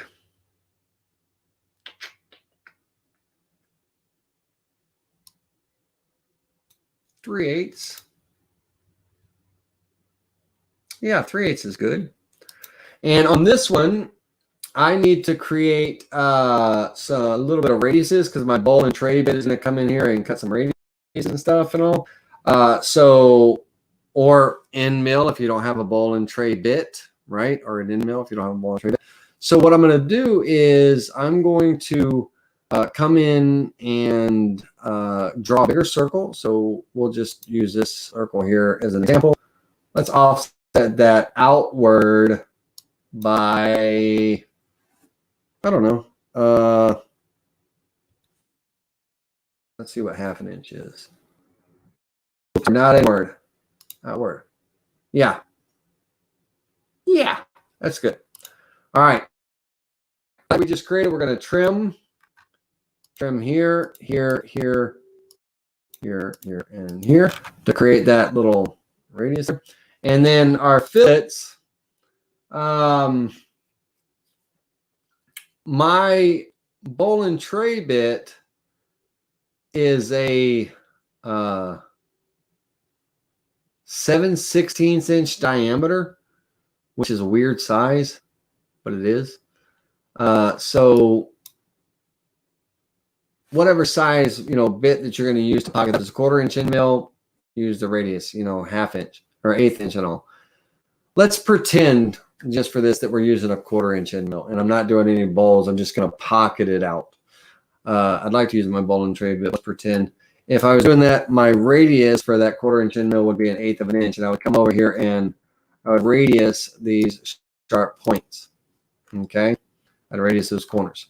But for me, I'm going to use my white sides 1736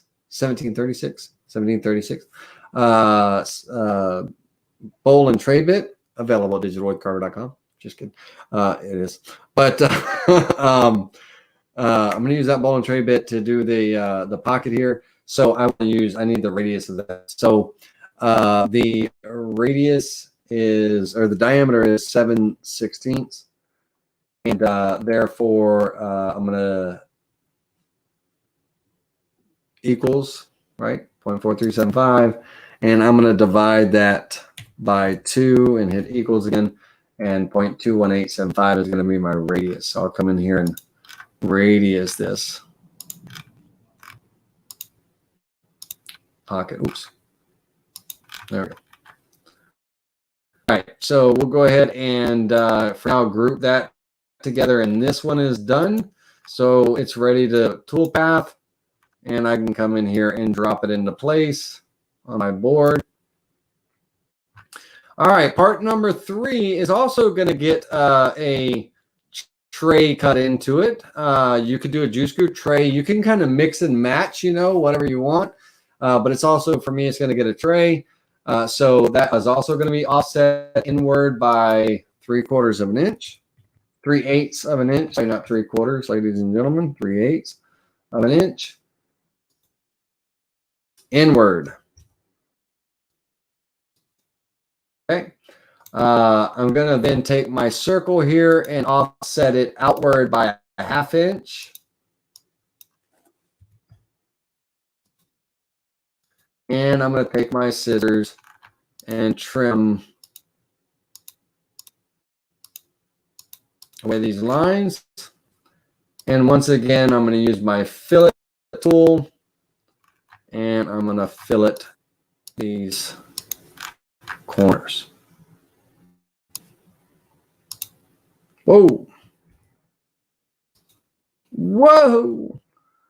All right, so let's see here. Let's zoom in here. There we go. That was a weird. All right, so this part is done. Now these holes on part number 2 and 3 are through holes. They're going to get drilled all the way through or pocketed all the way through. They're through holes. The dowel is going to go all the way through them. All right, so this part is ready. I can go ahead and group it together for now to keep everything together. And we can throw this part in here. Now, my core, this is 3/4 inch material here that I've glued up this panel. So my core here, out of that 3/4 inch material, so I will add here. And those are going to be, that's going to be panel number 1. Okay, that'll be my first 3/4 inch panel to cut those parts out. All right.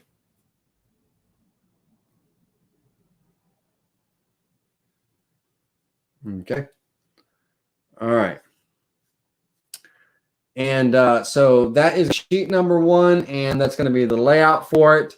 And so what I'm going to do is I'm going to take all of these vectors here. I'm going to put them on a final layer, or final layer here, a new layer. And I'm going to go ahead and call this my main sheet toolpath.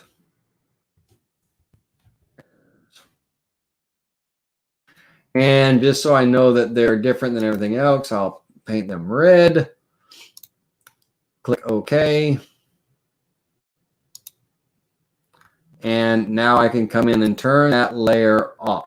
They're laid out, ready to toolpath. I can turn it off. We're almost done. We're almost in the home stretch.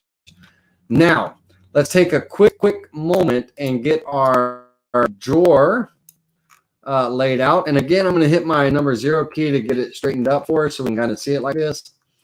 All right, I'm going to use a rectangle.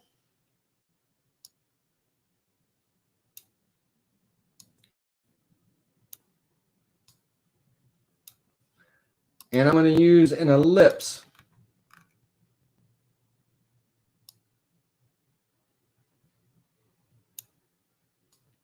I'll get them sized here appropriately in a moment. Okay. All right. On my rectangle, first thing is this outside line. Let's ungroup these parts. Ungroup, ungroup, ungroup. These outside vectors, that's my pocket, right? That's where I want this pocket cut. So I'm going to take my rectangle here and I'm going to size it to this upper fork area, outside line. Okay. And I'm going to take, and I could do node editing. And I could take this node and I'm going to hit my right arrow key and bump it in 1, 2, 3, 4 times. And on this side, 1, 2, 3, 4, something like that. And that will be the rectangle. The ellipse,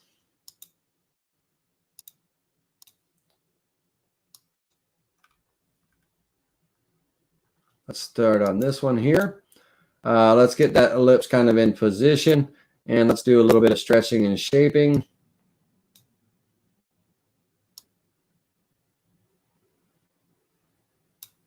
All right, a little bit of node editing coming here. And on this node editing, I want to kind of somewhat get this curve shape. But I'm drawing a new vector because look at those lines. Imagine cutting those pockets out. That would be horrible. So here I'm going to, if I pull this inward a bit, I can kind of take and start to shape this vector. So let's pull this out a little bit. All right. And up here, we're going to turn smoothing off on this so that I can work with just this upper part. Kind of getting a general shape here. Over here, let's pull this into this. Pull this out.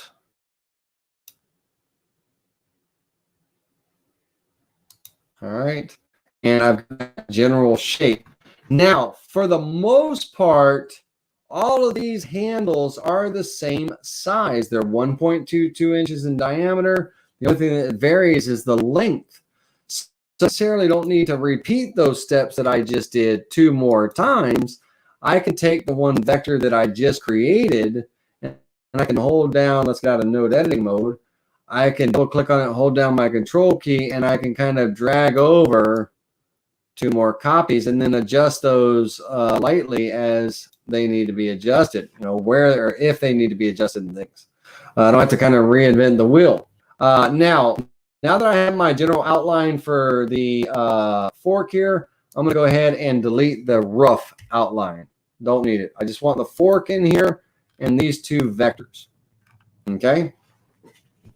Now on these vectors, the handle here is going to be cut deeper than the blades. The handles are going to get cut deeper than the blades. There's going to be like a step up so that when the blade is sitting in the bottom of that pocket, the handle can go down and fit because the handle's fatter. You know, it's fatter. If we come in here and look at these parts, you know, our blade and everything, our handle's fatter. So we want to make our pocket have that same step that, here you go, here's a better view, that same step that these parts have. So our handle pocket's going to carve deeper than our blade or our blade area. All right. So with this, I want to kind of get these shapes to somewhat match or blend together a bit. And so going back to my rectangle with this first one here, and also on this one, I want to clean this up. Let's go back into node editing on here. Now I smooth or unsmooth the vector, and when I smooth it, it's going to kind of pull it back into, you know, shape, and it's going to kind of make it fat here, right? but I can change that, you know, as needed, and shorten this up, pull this in a little bit more, and pull this one out more, a little bit more right there. That'll allow me to pull this one in a little bit. Okay. And here on this rectangle, I kind of want to almost follow the shape of the blade a bit. You know, I want to have that curve inward. So all I'm going to do is I'm going to take my arc tool and I'm going to pick a good spot, you know, like here at this intersection is a good spot. And here, and I'm just going to create a small arc. Okay. I want this arc to match over here. So I'm going to draw a line. Hopefully you guys are still with me. Good. Stay with me. I'm going to draw a line straight up. Space bar to finish. I'm going to select this arc. Close this tool. I'm going to select this arc, this line, and I'm going to mirror by flipping about the line to the other side. Okay. Now, notice that the other side is not anywhere near the arc because I'm a little further away over here. So I'm actually going to go into node editing. And I'm going to select this, this, and this. And I'm going to bump it in till that first left node intersects with the lower oval. Okay. And I want to make sure that this works over to there. Okay. Now I can trimming. So I can trim this with this. Now I don't want, now that created, you know, this, by trimming that created this closed vector here and then this vector. I kind of do not want them to be the same vectors because remember, one is going to carve deeper than the other. Okay, there's going to be a little step there. All right. And this pocket's going to carve deeper than this pocket kind of thing. So I want two separate vectors, but I do not need that line any longer. Over here, let's take a look at this handle. Pretty decent. Let me find my actual ellipse vector, except for that hook, you know, because remember I copied it from over here. So I have that hook on all three. Let's fix that. Again, smooth this back, pull this in, pull this out, or in actually, on this one. I can go there and pull this up.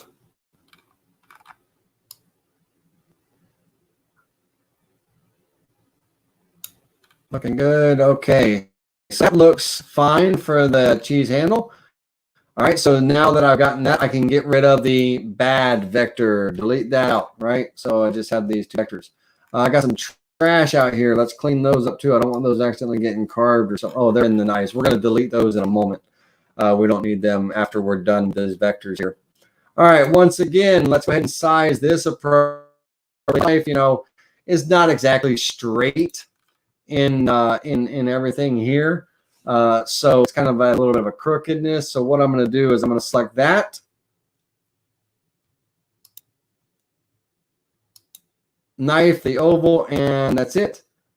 I'm going to come in here and I'm going to rotate it ever so slightly. And then I'm going to take my pivot point and move it down here. I don't want this area to change. And then I'm going to pivot this. You know, I can pivot this whichever way. And I just want to kind of straighten it up a little bit. Okay. All right. On my rectangle, let's get it sized appropriately.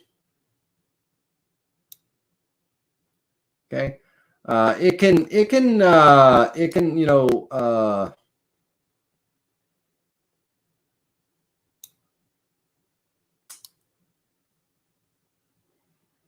little bit bigger. It could taper in. So let's go to the node editing. Node editing. And I'm going to use my right arrow key. 1, 2, 3. left key 1, 2, 3, just to kind of, I don't want to be too close, you know, it doesn't matter. And let's take my arc tool just like I did before. Nothing's changed. I'm going to go from this intersection up around about here and just create a nice, all right, that's a little high. No problem. Let's lower that down just a little bit.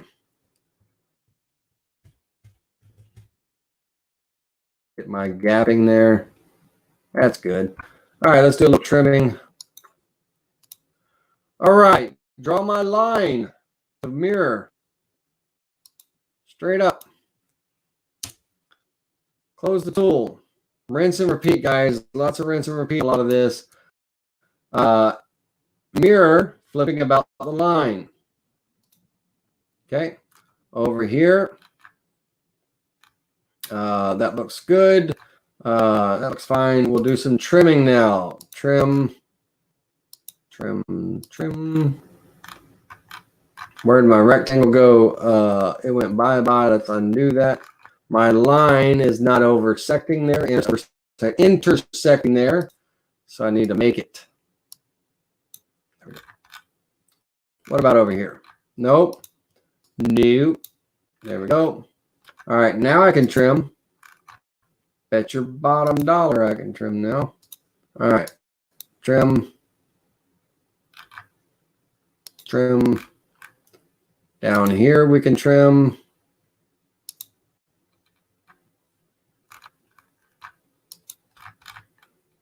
Okay, now right here I have a bit of an open vector situation. I need to extend this arc down to here, this line.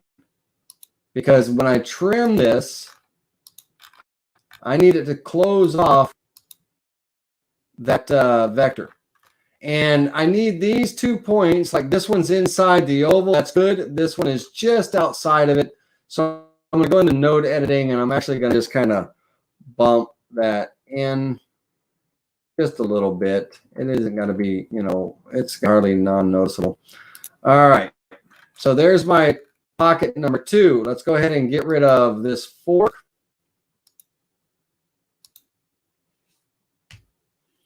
All right, let's get rid of this knife. All right, so we got our 2 vectors for that. And finally, this knife. This one I'm actually going to shape the rectangle a little bit to kind of profile this knife a bit. But let's look at the handle first. So my lip has got this big kick out here because the first one that I copied did. So I got to fix that. Let's smooth it. You guys with me? Yeah, you're all there. Good. Let's pull this in a bit. Curve this in a bit. Pull this in a bit.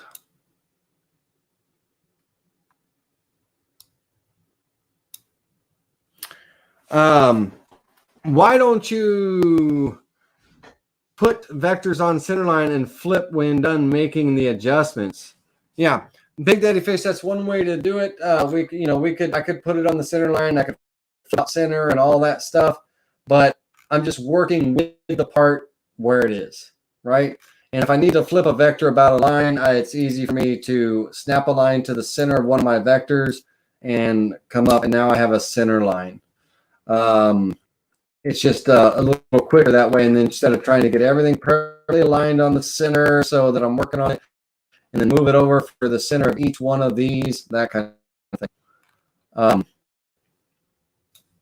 So that's why it's just a little easier to kind of work with flow where you're at. Because if I was taking these parts and I was trying to snap the first line to the center, so I could, let's move it over there, so I could flip about on that one, and then take it over and grab the second one and move it over to the center. And then my third part and move it over to the center. That's just a lot of moving and hustling and bustling, right? So I'm just working where I'm at. Hopefully that made sense. All right. So here we go on our node editing. we're going to just do this vector here. And I'm going to bring this in. I'm going to insert a point and pull this out to about here. Because remember, my knife is the inner vector, the point is the outer vector. So I'm pulling this out. This one I'm going to kind of put down here. And I'm going to arc that one slightly. This node I'm going to put down here on this side, and I'm going to arc, excuse me, arc this slightly. Here I'm going to pull this in, pull that arc out a little bit, and just create that general shape. I can actually bring that arc in a little bit more. I can actually pull this up outright there. All right, up here, I'm just going to turn this into an arc and then kind of just pull it down to shape. All right, now I can get rid of my old bad vector, and I can get rid of the let's see here. Let's take this one here and let's do a little bit of cosmetic work on it. Let's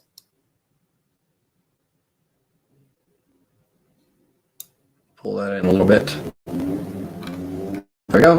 All right, now I'm happy with that. Let's get back into normal selection mode, delete this knife, and we've got our pocket vectors for our final piece. All right. So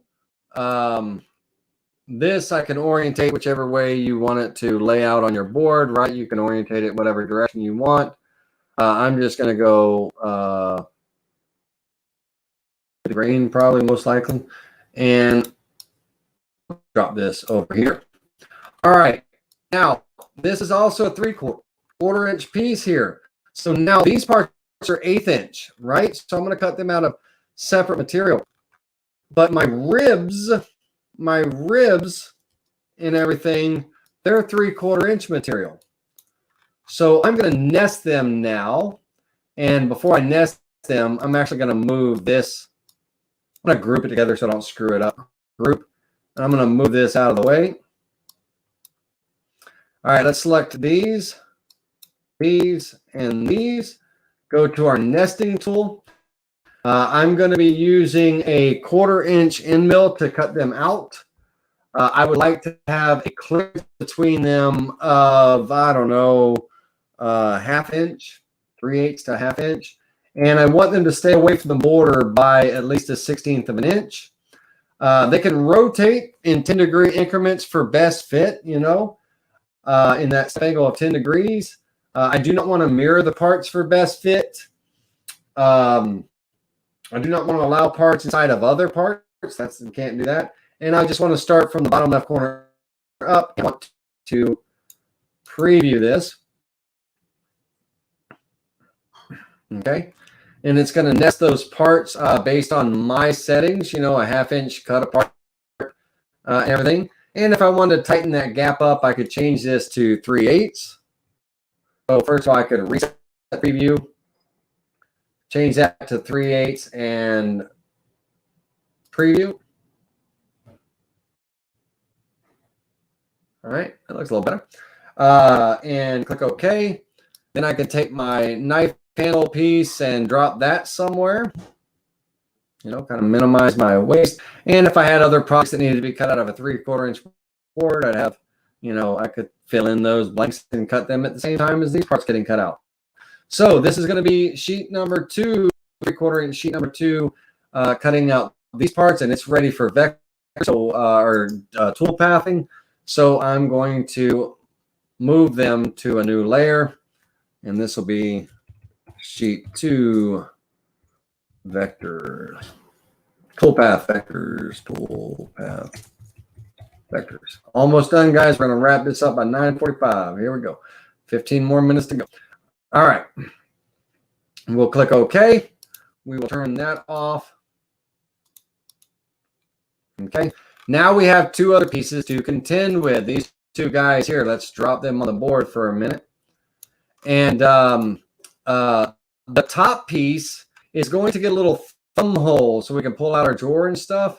So I'm going to throw in right in the center here.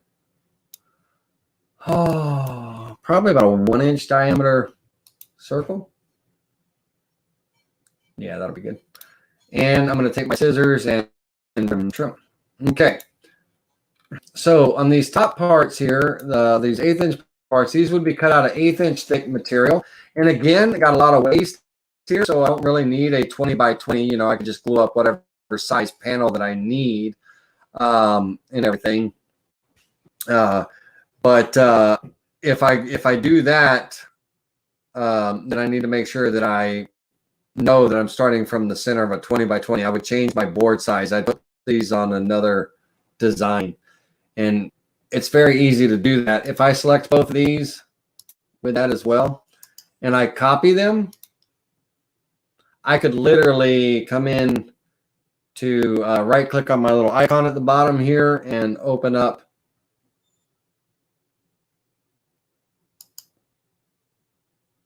another VCarve project.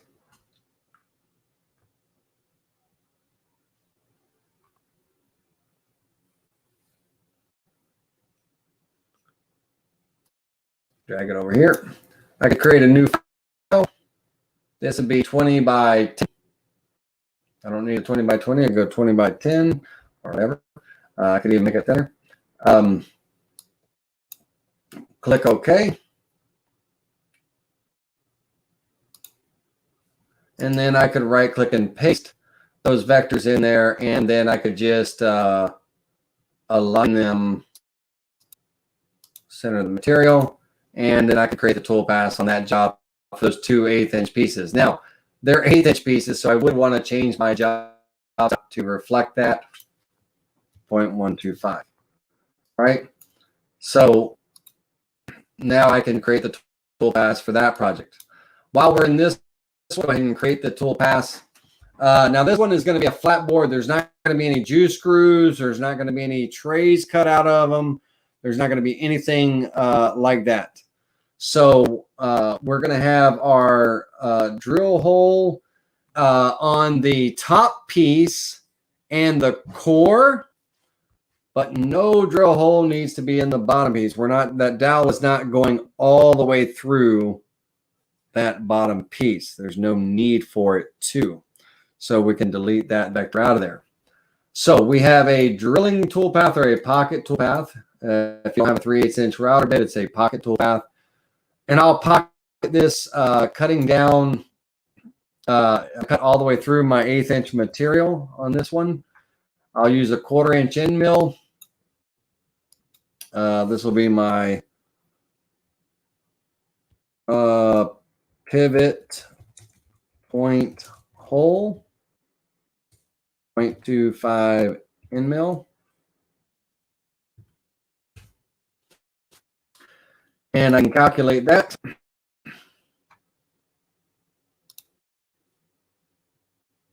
Okay. Create the pivot point hole there.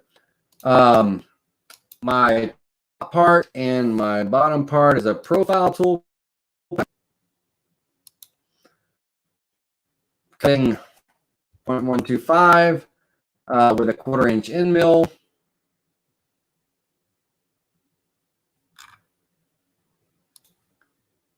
On the outside of the line. And of course, I'd want to add a couple of tabs, maybe. Now this is only 1/4 inch thick, or 1/8 inch thick. Sorry, 1/8 inch thick.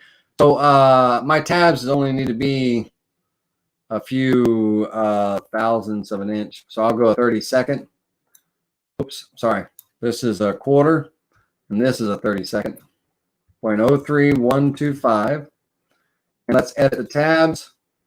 And on this, we'll throw a tab here, here, and 2 back there. That's fine.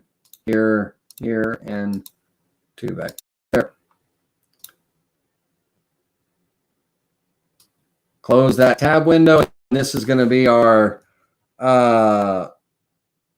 profile cutout. 0.25 end mill and calculate that.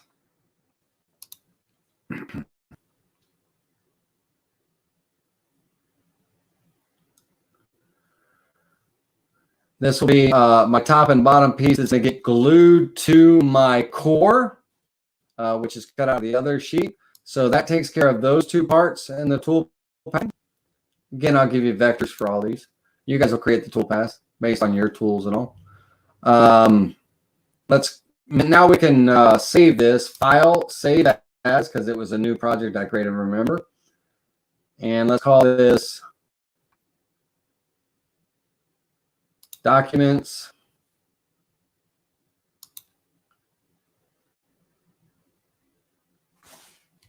CNC jobs.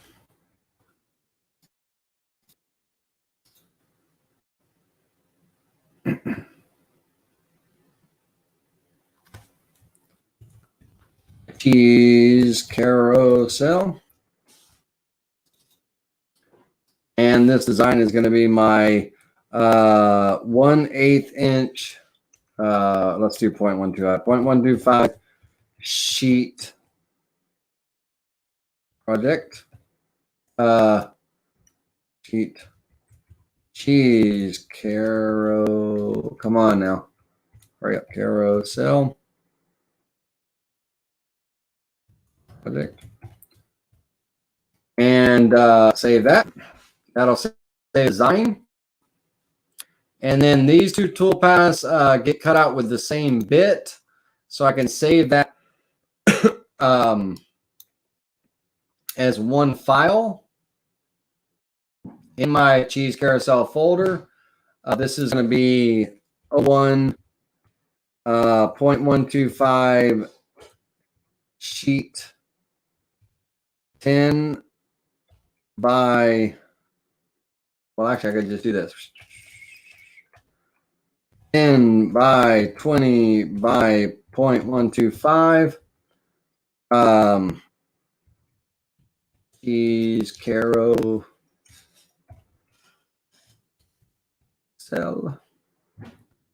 and 0.25 end mill. All right, so that tool pathing is done for that one. Boom, I can close that project out. Gone. All right, so that takes care of this. So I don't need to do anything more with that. I go ahead and shut off whatever layers are turned on, the bitmap layer, the class level layer. I can turn that off. The arcs and the knife set, I can turn that off. And all I need to do is turn on one of these. Start with this one here. So this one here, we've got this is part number one. This is the top piece. Remember, this hole does not get drilled in there, and it is from the center to the edge of the part when it gets cut out as 3/8 and 3/8. For reference purposes, I'm going to leave that vector in there, but it does not get drilled from the top on this top piece here, this top left corner. It gets drilled from underneath and only needs to be, I don't know, maybe a ½ inch deep or 3/8 inch deep, something like that, 3/8 inch. So here is a juice groove. It's going to be a profile tool path. Okay. Got a profile tool path. Now I want my little juice groove. I'm going to probably go about 3/16 inches deep.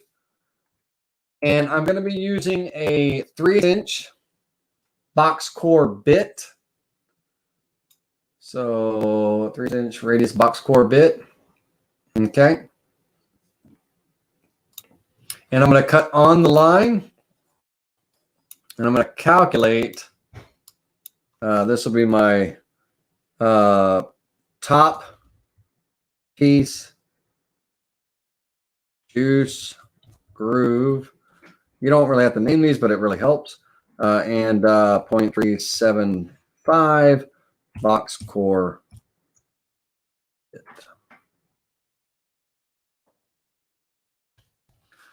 All right, calculate. Wonderful. All right, that's going to create my little juice groove there. Okay. Now I am going to look to make sure that, because I'm doing 3/8, right? I am going to come over to my 2D view here, and I'm going to actually check off that toolpath I just created. And I'm going to go into solid view up here in the top of my view bar. I'm going to click on that, and I'm going to make sure that my juice groove isn't like hitting up against my edge, right? And it's cutting exactly where I want, around that outer edge, just like that. Okay, so that's my juice groove. All right, now this is 3/16 of an inch deep, which I think will be good. I don't need to be any deeper than that for the juice groove. All right, now this guy here, let's ungroup him. Oops. Let's make sure that the layer that we're working in is the layer that's active. And that's my fault. I keep not doing that.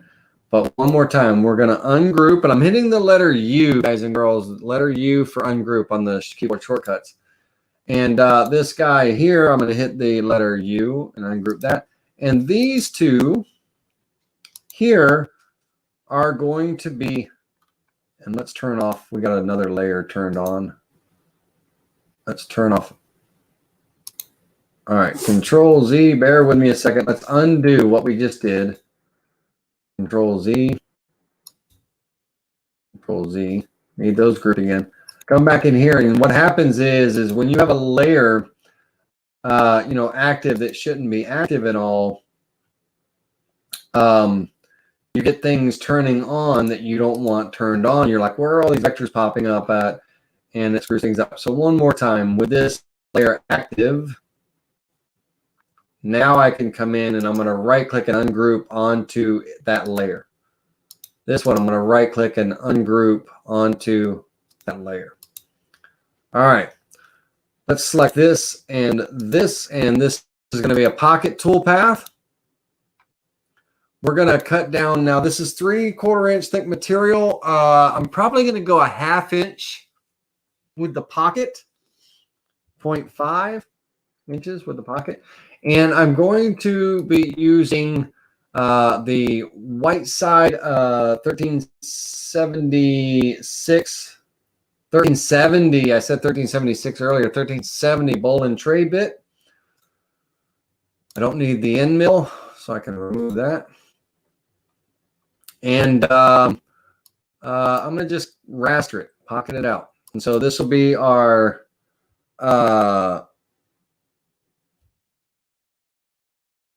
part.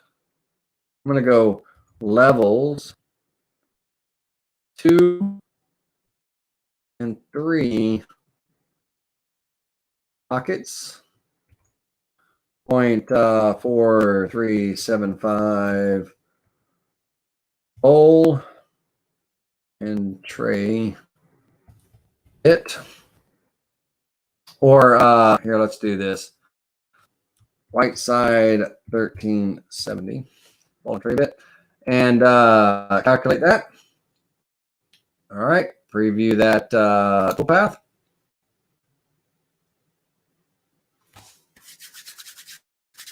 On the home stretch. On the home stretch.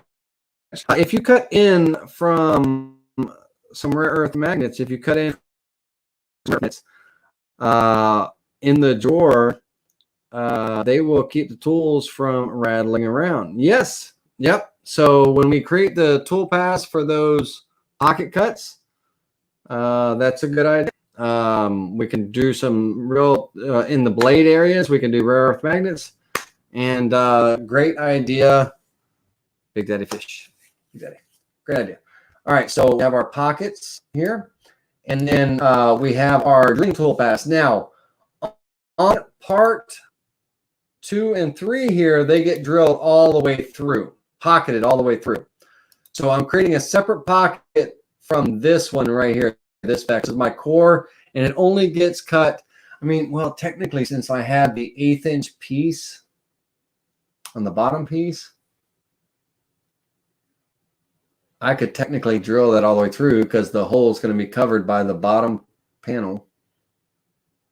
All right, so we'll do all 3. All 3. Oops, got to ungroup this. Right click, ungroup onto this layer. All right, let's do that again. This, and this. Pocket. 3/4 of an inch with a 1/4 inch end mill.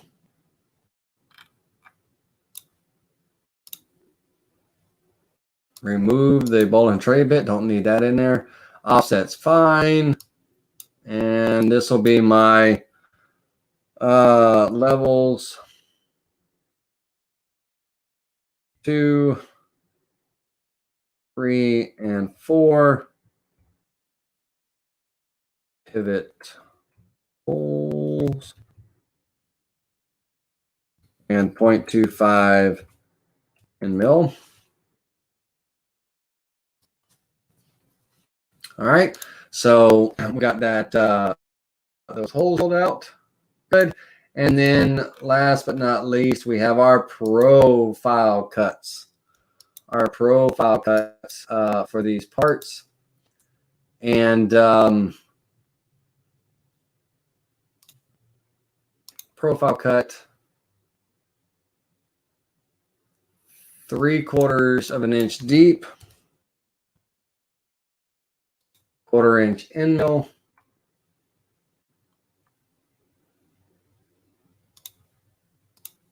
On the outside of the link. Let's go ahead and let's throw in a couple tabs. These tabs, I'm going to make the tabs an 1/8 inch thick since this is my 3/4 inch material. Let's edit tabs and let's throw one here and here. One here and here. Here and here. Here and here. And then on the outside, this is going to be a fragile piece when it's cut out, so I'm going to throw a tab over here and here. I'll throw 2 tabs here. Let's drag this one down a little bit.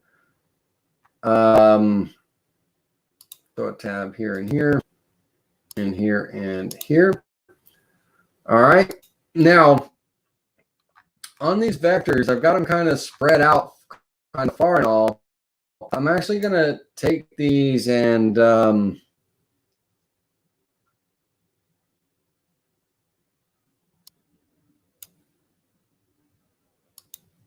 not do anything with them right this second. Let's select this, this, and this. That's outer profile, main parts,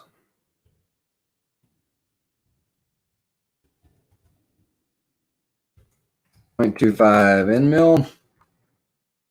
Calculate. All right, let's preview the selected toolpath and let's see if I just want to move them around.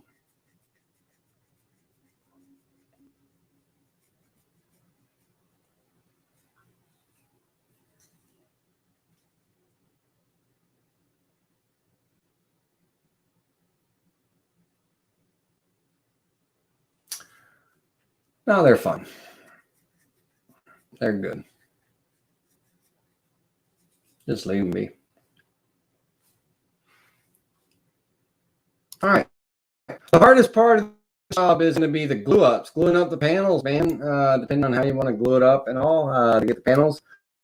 You could glue up smaller panels and cut each triangle out of a smaller section. You know, this is 20 by 20, so it would be what, 10 by 10, right? You could just glue up 4 10 by 10 panels and cut one at a time. You can set the tool path up to where you can do one at a time.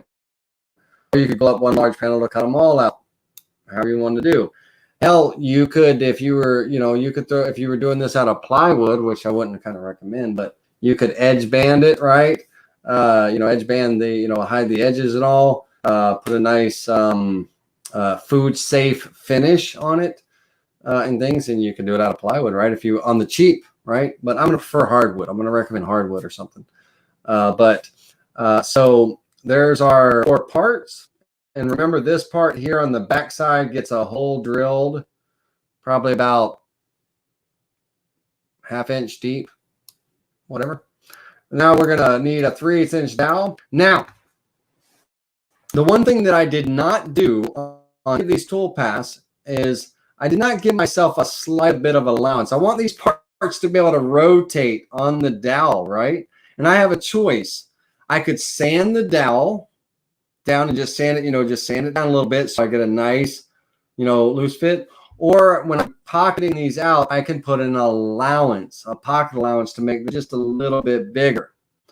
I kind of almost want to just take the dowel, and it's easy for me to sand down, just get it, that 3/8, just all I'm doing is shaving a little bit of material off of it, just so I get a nice fit in my material, and it, I can spin the part around because there's no glue on any of this. Your top piece will be glued. The dowel will be glued into that top part in the bottom side. And then my second, third, and fourth piece rotate freely in there. So there's no real glue except for the top part. But I want a nice loose fit. So you can either sand your dowel down slightly for that fit, or in your pivot holes, you can come in and give it a pocket allowance and go a negative number, negative 0.01, 10 thousandths, 5 thousandths, 3 thousandths, whatever, to oversize that hole just a little bit. I'm of the big thing of, I'd probably sand the dowel. That would be me. Now, these right here, the top edges. Now, the core does not get rounded over or anything. That goes in the middle of two parts.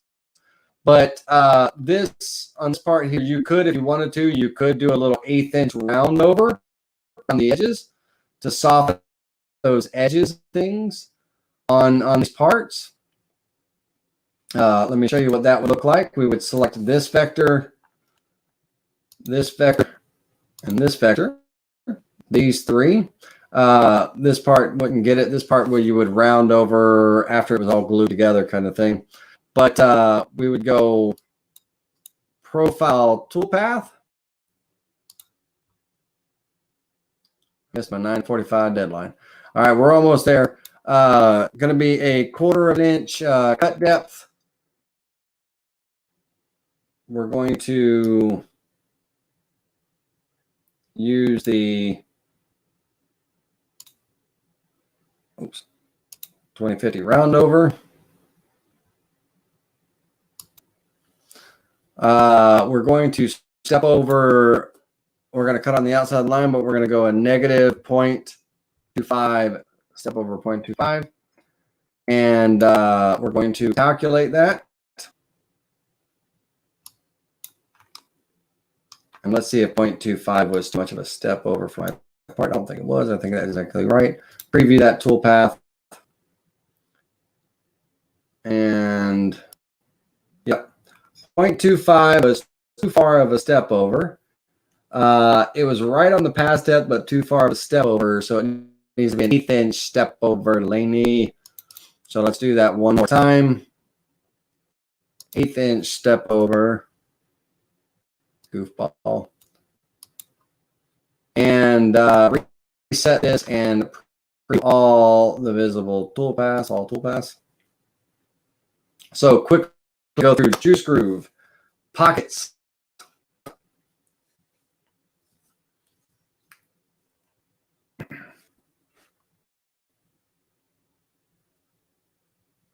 And also you could just break the edges and round over by hand after you cut the parts out. It's whatever you want it to be. This is just using a round over bit, the white side 2050 round over bit, white side 2050 round over bit to be specific, and everything. All right, so we got our profile cut. Our round over would be before that, but we'll organize the tool paths in a moment. Right now, we just need to get them created. We've got a couple more tool paths to create for our sheet number 2. We got a profile cut, and then we have a couple of pocket cuts for our spoons or our knives and forks and all. Let's do this final profile cut here, and then hopefully my round over step over is correct, 1/8 of an inch, which it is. This time, 1/4 of an inch was crazy. And I don't know how much 1/8 of an inch round over. Yeah. All right, let's turn off the color. All right, so you can just see that nice broken edge on the parts and everything. Okay, right, so we got our rounded over parts there for again, this part doesn't get it's the core. All right, let's go back over quickly and turn off the vector here and turn on our sheet number 2. We got a let's ungroup this group here. U for ungroup. Oh, don't do that. Control Z. Make sure the layer that you are working on is the active layer before you start ungrouping things. And because these were created on a different layer, we're actually going to right click and ungroup onto its current layer. Okay, so it stays there.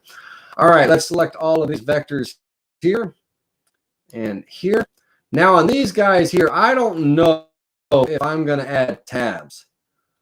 I honestly don't know if I'm going to add tabs. If I am, then it's going to be just at the ends and all. It's going to be a small tab or something that I don't have to do a lot of sanding, because these are going to be a 1/4 inch wide, 3/4 long. So they're going to be a little fragile, if you will, sort of cut. So I'm going to do a profile cut, cutting 3/4 of an inch deep with a 1/4 inch end mill.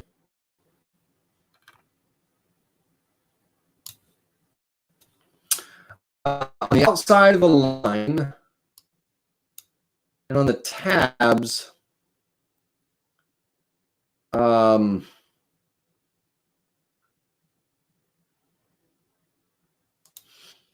we'll add 2 tabs here and one. I don't want to put a tab on this arc. I don't want to have to sand the tab off that arc. Over here on this guy, let's see here. I'm going to do 2 tabs each. I'm going to avoid corners and curves. Add tabs, and hopefully it puts them all on. Ugh. That didn't where I want them. All right, let's delete those tabs. All right, one more time. Let's try this again. 1, 2, 3, 4. And let's throw a tab in here. 1 by 1. Oh my goodness gracious. No problem.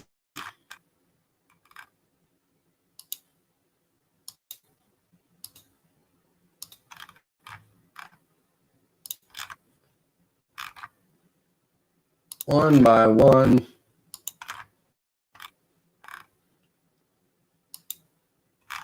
Stay away from the corners. Get right on the center. If you're going to put a tab anywhere, this is going to be probably the best place for it.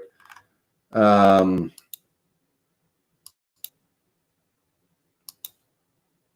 it's probably a good thing to add tabs on there.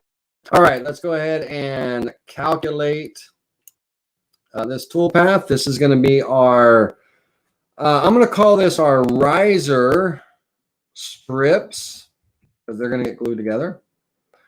And our drawer, right? And it's a 0.25 end mill. This is the riser strips, and this is the profile cut. All right. Profile cut drawer. Yeah. All right. That'll be cut last, by the way. Let's reset that and preview this. Okay. These are going to be fun to glue up. You know, just create a little jig or something, you know, and glue them up so they get nice and aligned. What I'd probably do is I'll probably look at the arcs, and I might drill a hole with 4 dowels that the parts will go into, and I can slide them down so they line up with one another. close together kind of in here or something. I'll 4 dowels that kind of create that arc. So I can slide them in and glue them together, clamp them down, something like that. Work it out. All right, and then we have our pocket cuts, and we're going to have 2 different levels on our pocket cuts. And of course, these profile cuts that I created first, the toolpath, that gets cut last. Profiles always last.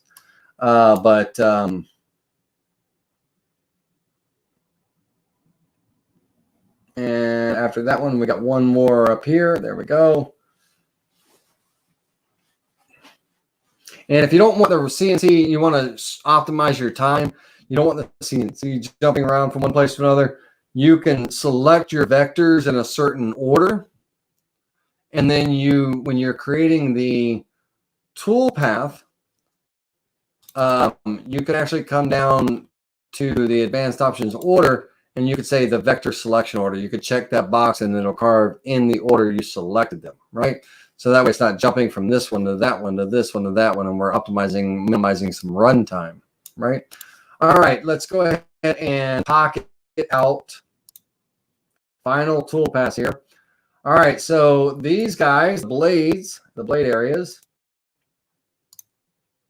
I'm gonna do what you said about the magnets too. I'm gonna do the magnets too. That was a good idea. So we got to create the little circle vectors for them. But these guys are going to get pocketed down. The overall thickness of those handles, if I recall, are about a 1/2 inch thick. About a 1/2 inch thick.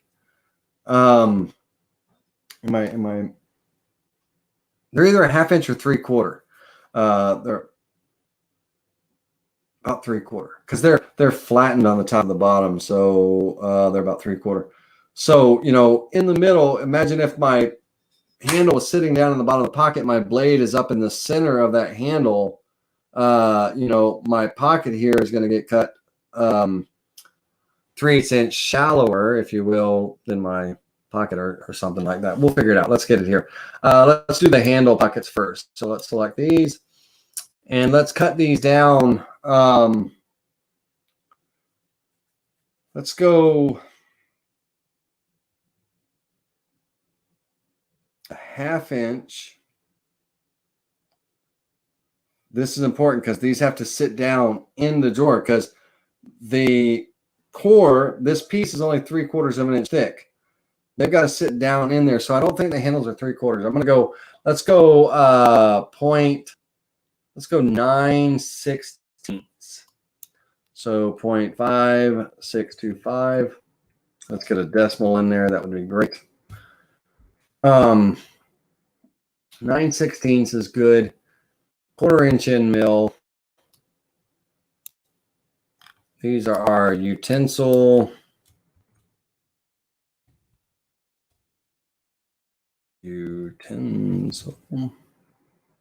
Hopefully I spelled that right. That's okay. Only the whole world's watching. Utensil pocket. 0.25 end mill. Let's calculate that.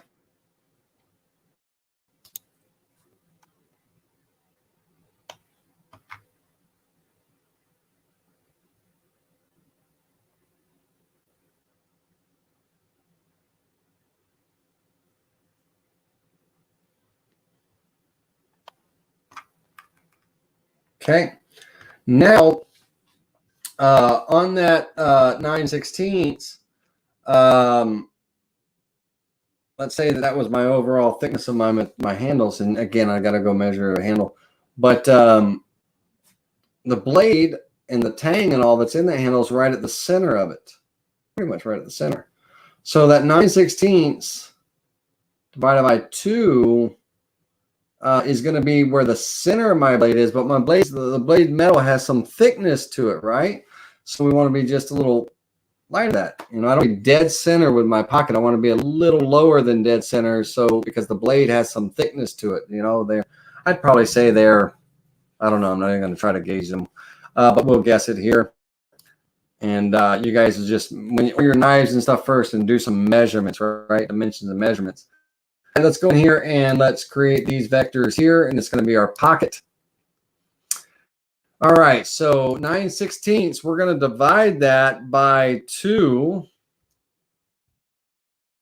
Okay, and that's going to give us that center, right? If I pocket it down to that, that would be right dead center.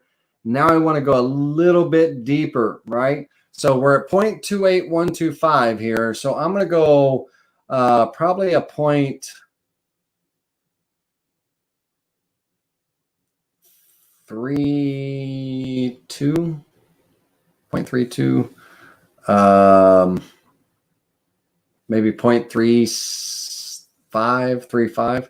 Let's go 0.35 just for 3.2 sounds better, but let's go 0.5. All right. And let's this is going to be the utensil pocket 2, 0.25 end mill. Calculate. Preview selected toolpath.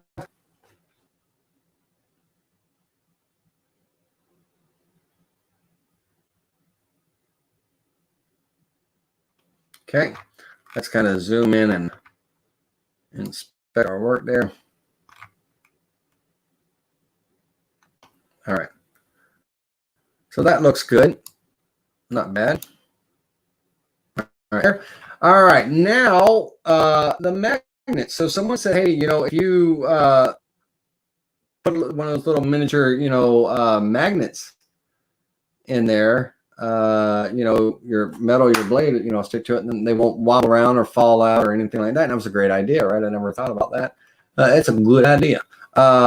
So let's really quick draw a circle here. So I'm not sure what the size of a, you know, what size we can, you know, if I run down to Harbor Freight and, you know, grab a little tube of rare earth little magnets, how thick they are. I'm assuming they're going to be about an 1/8 inch thick or better. If anybody knows, throw it in the, I have 0.125 by 0.25. There we go.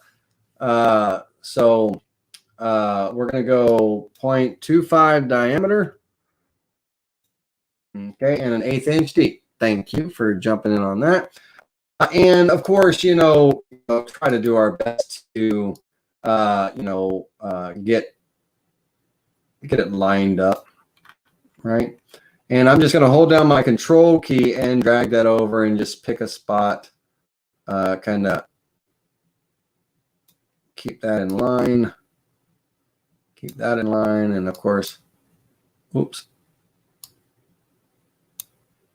move that over a little bit, right about there. Not too shabby. And let's go ahead and pocket these in. Now, this is a 1/4 inch, right? We're using a 1/4 inch end mill cut, though it could be a drilling toolpath, since if they're 1/4 inch diameter, if that's exactly what the size they are, then it doesn't need to be a pocket toolpath. It can be a drilling. And we need to start at the depth of that pocket. So if you remember, that pocket was 0.35 is where we're starting. And from there, we're only cutting an additional 1/8 of an inch. So we're going to go 0.125. We'll start here and cut down that much further. Okay. We're going to choose our 1/4 inch end mill.